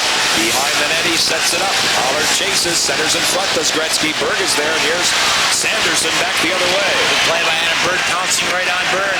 Not letting him have a shot. And Gretzky gets it for the first time, I think, tonight. He's had a little bit of time behind the net. He got the puck in front, but a good play by Adam Bird, reading the pass and jumping on Bird. Leach through center ice. Over the line, he moves in. On the wing now for Berg. Berg holding on to it. At the half wall, Wayne Gretzky. Gretzky now up top. Karpovtsev shot tipped wide by Berg. Berg is knocked down by Diddick. The Whalers after it. Here's Rice along the boards. Karpovtsev spins in the slot. Gretzky turns and misses. 3 at the top of your screen. Wesley is backward, equal strength. Glenn now lugs it out. 1:35 left to go.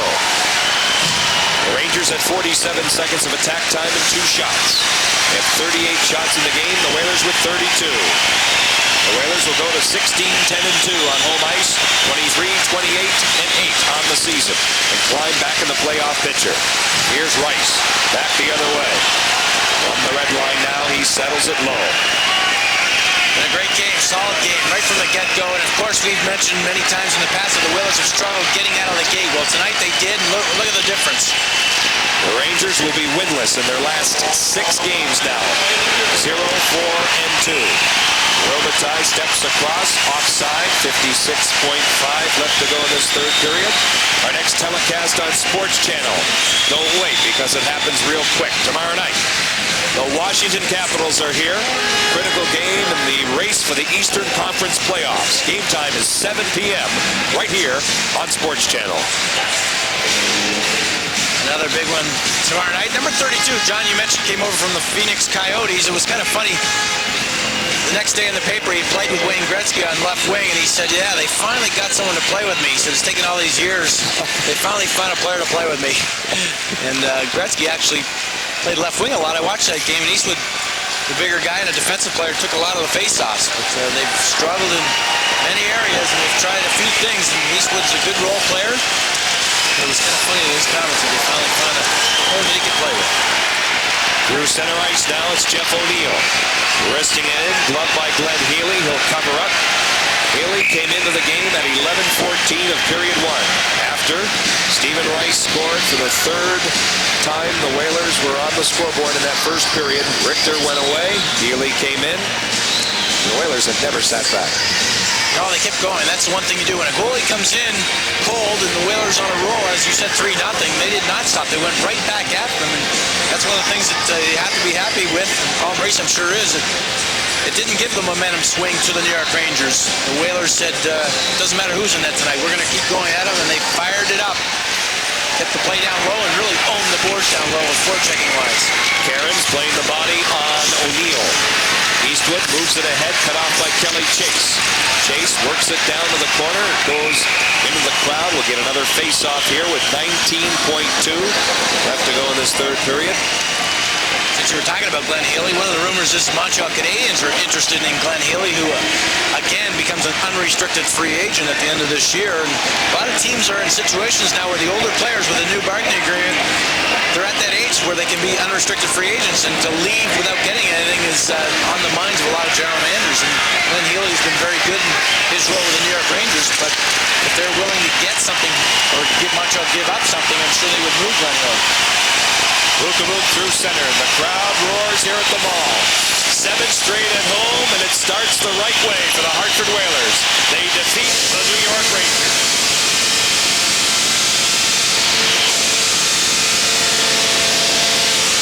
It's been a long time since they've won back-to-back games. Yeah.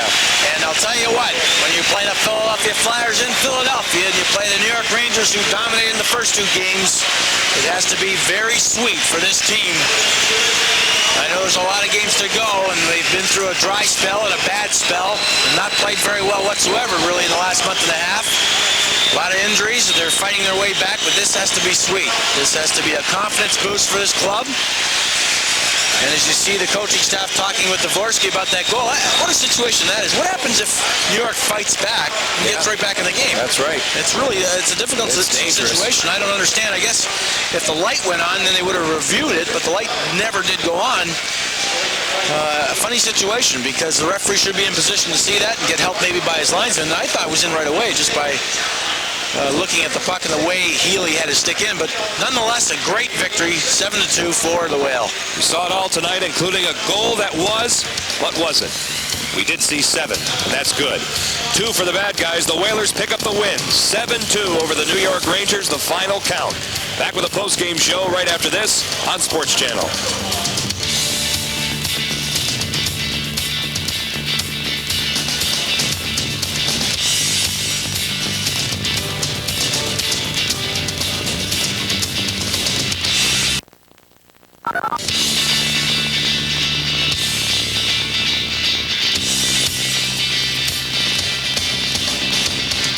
I'm Kim Walden, your host for Game Time. From Game Time to Game Faces, when you watch the Celtics on Sports Channel, you're getting a story. The difference is in how you Right get side, it. barrels for 3. Got it.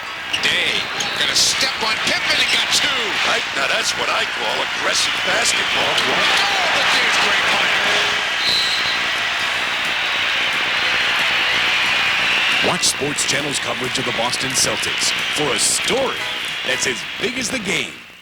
A kid can grow up to be anything he or she wants to be, but only if they've had a chance to be a kid first. This is where the Boys and Girls Club comes into play, and it's also why Sports Channel, Reebok, Bob Stores, and Ocean Spray have teamed up to support the Join the Club campaign, donating $10 for each point scored during a Celtics game on Sports Channel. The club provides kids with a safe place to learn and grow, but most importantly, it's a place for a kid to be a kid.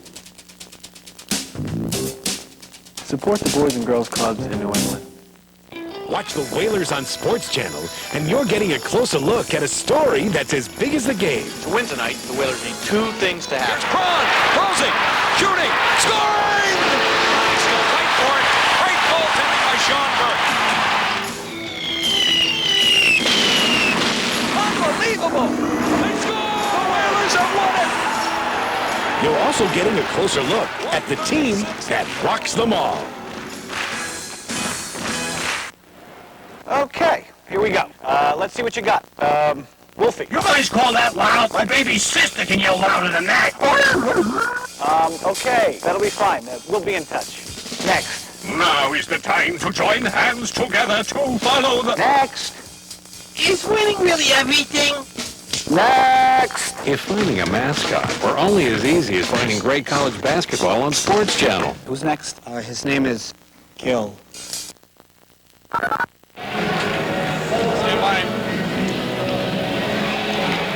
Big win for the Hartford Whalers. They start the home stretch on the right foot. 7-2 the count here over the New York Rangers. John Forsland and Bill Gardner back upstairs. A 3-0 lead after 1 turned into 5-1 after 2, and the beat went on in the third period.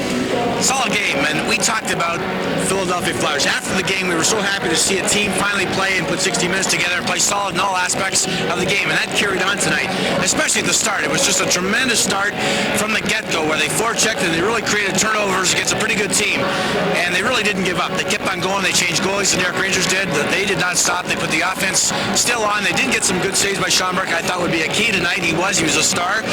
But overall, 2 games in a row against 2 good teams is such a positive and such a for this team, a confidence boost because they haven't played well in the last month and a half. Here's the game summary, the story inside the game tonight. You take a look at it. Kelly Chase started the scoring at 8:10 in the first period. Castles, Primo, and Holler combining there tonight as you see what they did. And Paul Ranheim, another solid effort. 5 players had multiple points tonight, and yes, you got it all the way up. I thought the defense played very good against a team that has some pretty good players, and we all know Wayne Gretzky, Mark Messier. Now, Mark Messier's been injured last couple of games with a bad back, bad wrist whatsoever, and wasn't much of a factor tonight, but I think defensively the team played soundly again, very strong in front of the net, very strong in the boards, and the forwards helped, and of course, offensively, you couldn't ask for anything more. 7 goals against a pretty good squad. The Bud Ice players of the game tonight are the Hartford Whalers. The entire bunch to a man. It all started with a goal by Kelly Chase at 8:10 in the first period, and here it is. Paul Ranheim with a great play here through the middle, gets pulled down, but gets the puck into the middle. Kelly Chase crosses the blue line and lets one rip. And yeah, it was deflected a little bit, but I tell you, there was a lot of steam on it, and it beat Richter high to the glove side. A pretty one to watch. So when you have a team effort like the Whalers received tonight, you go to a team guy. And our team guy is downstairs, Kelly Chase. Kelly, congratulations on a fine effort, a big win over the New York Rangers, an important start to the 7-game home stretch, a total team game tonight. Thanks a lot, guys. I'm a little nervous sitting down here. First of all, I want to tell you that goal went straight in. It never did. I knew you'd say that. And secondly, Stu Grimson's lurking around here with shaving cream, and I'm a little nervous about that guy. That's what we thought. But Kelly, talk about the game. A physical game at the end of the game really itself, especially in the third period. But how about the jump and the start? This team in the last maybe month and a half has had sort of poor starts. I mean, they've really sat back and you've gotten behind the 8-ball. But tonight, what a difference forechecking-wise. Well, we tried to get the puck in deep early, and you know, like we said, they've got so many talented players that come out and play hard and jump up in the play that we wanted to finish our checks on them, and we knew that in order for us to be successful tonight, that was water. I don't know that your mic even works anymore. In order for us to be successful against them, we have to finish checks, and I don't know that there's any other way to play against them. How about the defensive strategy? Again, sort of a revamp for the Hartford Whalers after this great first couple of months and then into the slumps. So it was decided that we would change the defensive strategy, and it's taken some time, maybe 5 or 6 games for the team to get into it, but the shots have been down the last while, and I think the team playing stronger defensively too. Well, I think we're playing as a team, you know, all over the ice, and it comes down to this too. Let's face it, we've had some key injuries, some key guys, and when you lose a lot of guys like that, you know, you're not going to have the defensive talent or the defensive players, I guess, out there that you want, and we've had a lot of injuries, and it's not an excuse, it's just a fact, and so now we're coming back to playing as a unit, and we're starting to gel again and play with a little bit of extra grit, and it's paying off. Yeah, the grit is so important, and boy, he looks cautious. He's look at guys, I'm nervous, I gotta tell you. Crimson lurking around here, Deneen with water. This might be a 20-minute interview, so just settle in and get ready for this. So you never know what's going to happen. You guys are killing me. A lot of players. Are you in on this? Kelly, a lot of guys have gone through an awful lot this year. A guy like Paul Ranheim, he's hung in there. He's fought through some difficult times now. He had 2 assists tonight. He's contributing. He's playing on the line with Castles and Deneen. Talk about some of those internal struggles that have gone on this year and how you guys as a team have tried to stick together.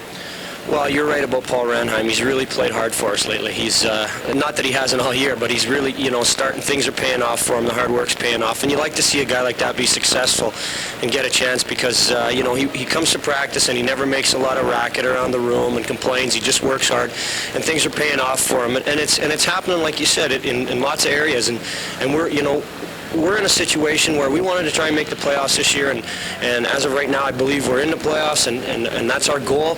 And we want to just keep building on this thing. Like I said, we've lost key injuries to guys, and we're getting them back, and we feel confident. And when we play with confidence and we forecheck and play as a unit, you know, we have a chance to win every night and against any team in the league, and that's what we're trying to do now.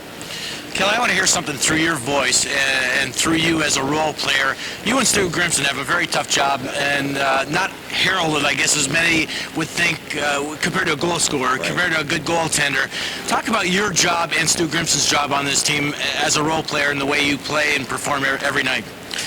Well, if you've ever been you know, somebody had a planned a fight for you after school, and you know you got to be there at 3:30 to answer the bell. That's sort of the same feeling I get, and I have ever since I played junior.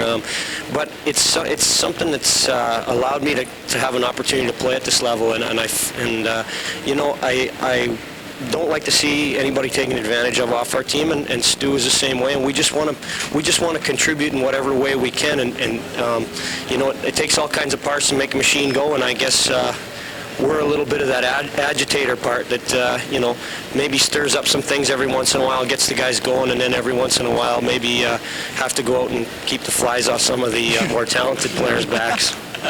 Kelly, great job. Any thoughts on the weather tomorrow? I mean, we're just going to keep you here as long as we can. Nothing's happened so far. There's no way. I turned this chair. I got a good view of my left. I got not a bad view over here to the right, and I'm pretty confident now that the guys have all left. It's kind of funny because some players wear mirrors when you're on the ice too, so you've got the right attitude. I told Grimson that he wouldn't be playing tomorrow night if he got me, and paid off. Well, terrific tonight. Good luck tomorrow night against the Caps. Thanks, guys. Thanks. Kelly Chase representing the entire team tonight. He was second star in the media voting, but I'll tell you what, a team effort tonight and the win over the Rangers. The only way this team is going to be successful this year, going into this run that they're in, is to play as a team, and everybody has to contribute. And we've seen it now for 2 games where you really can't pinpoint bad mistakes or guys that faulted in different situations. They need strong goaltending, they need strong defense, and they need good offense. a little bit different team that we have here structured here. But when they play together as a team, I think they proved at the start they can play well, and they're starting to turn the corner. It's been quite a little haul for these guys for the last couple of months, but I see a lot of positives. It's funny how they talked about patience and keeping the shots against down, and at some point the goals would come, and they did. Well, tonight's a different story. A few more shots than they would have liked. As we noted at the start of the game, I think the last 5 games, the average is 26 shots against. Well, the Rangers, obviously with a score out of hand, things went the other way a little bit because it's very hard when you have such a lead to keep that pressure on offensively. They sat back a little. I think it's only natural that's going to happen, so the Rangers did get more shots. But, yeah, it's been very good, and it's been a bright light, I think, for these guys to really refocus and learn again what they have to do to win. Well, it's time to go downstairs. Paul Maurice and the press conference. For him, and most importantly, I mean, that was a shot that got through from the point, you know, and that's something that everybody talks about on the bench. Get those shots through, give us a chance to get to the net. So he's got a big shot. You know, he had nice time to do it. The 3 guys up front, again, did a great job giving him some time to get that shot off. There was no classic lull tonight. Is that a product of what you've been stressing lately? That and the puck's going in the net. I mean, that made a big difference. Nelson Emerson's wraparound was in. The rule is that the referee delays. If he doesn't get a call from the video goal judges, the puck drops, and then regardless of what happens after, you can't count the goal, but it was in.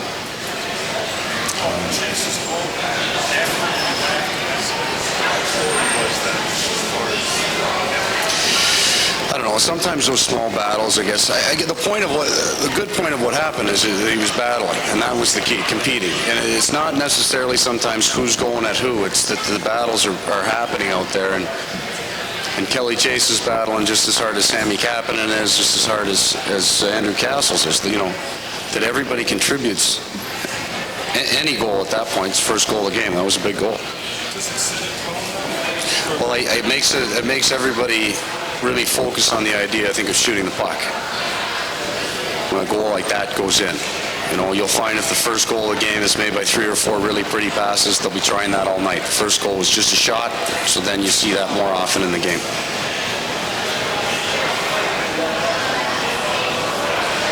Well, I know you want to keep that even kill junk going tonight, but the fact is you've been working on some things, and you've also talked about sensing a turnaround, especially the last 4 days or so. Right.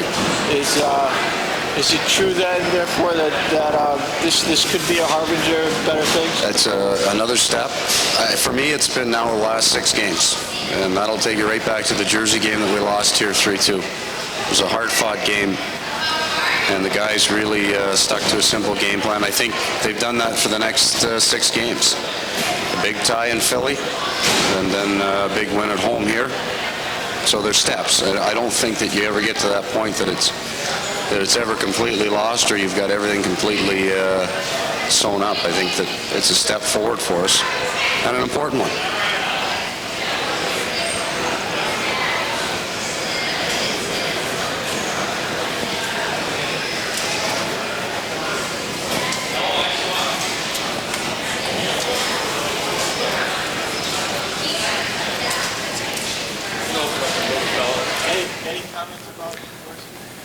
Here's the scoring summary. Wesley in the 3rd period, 49 seconds in from Castles and Dineen with his 4th of the season. Graves his 22nd. Messier and Nemchinov help out at 13-18. Sammy Kapanen his 7th unassisted at the 16-minute mark. The scoring in that 3rd period. The final stats in the contest sponsored by Joe Dees. There they are.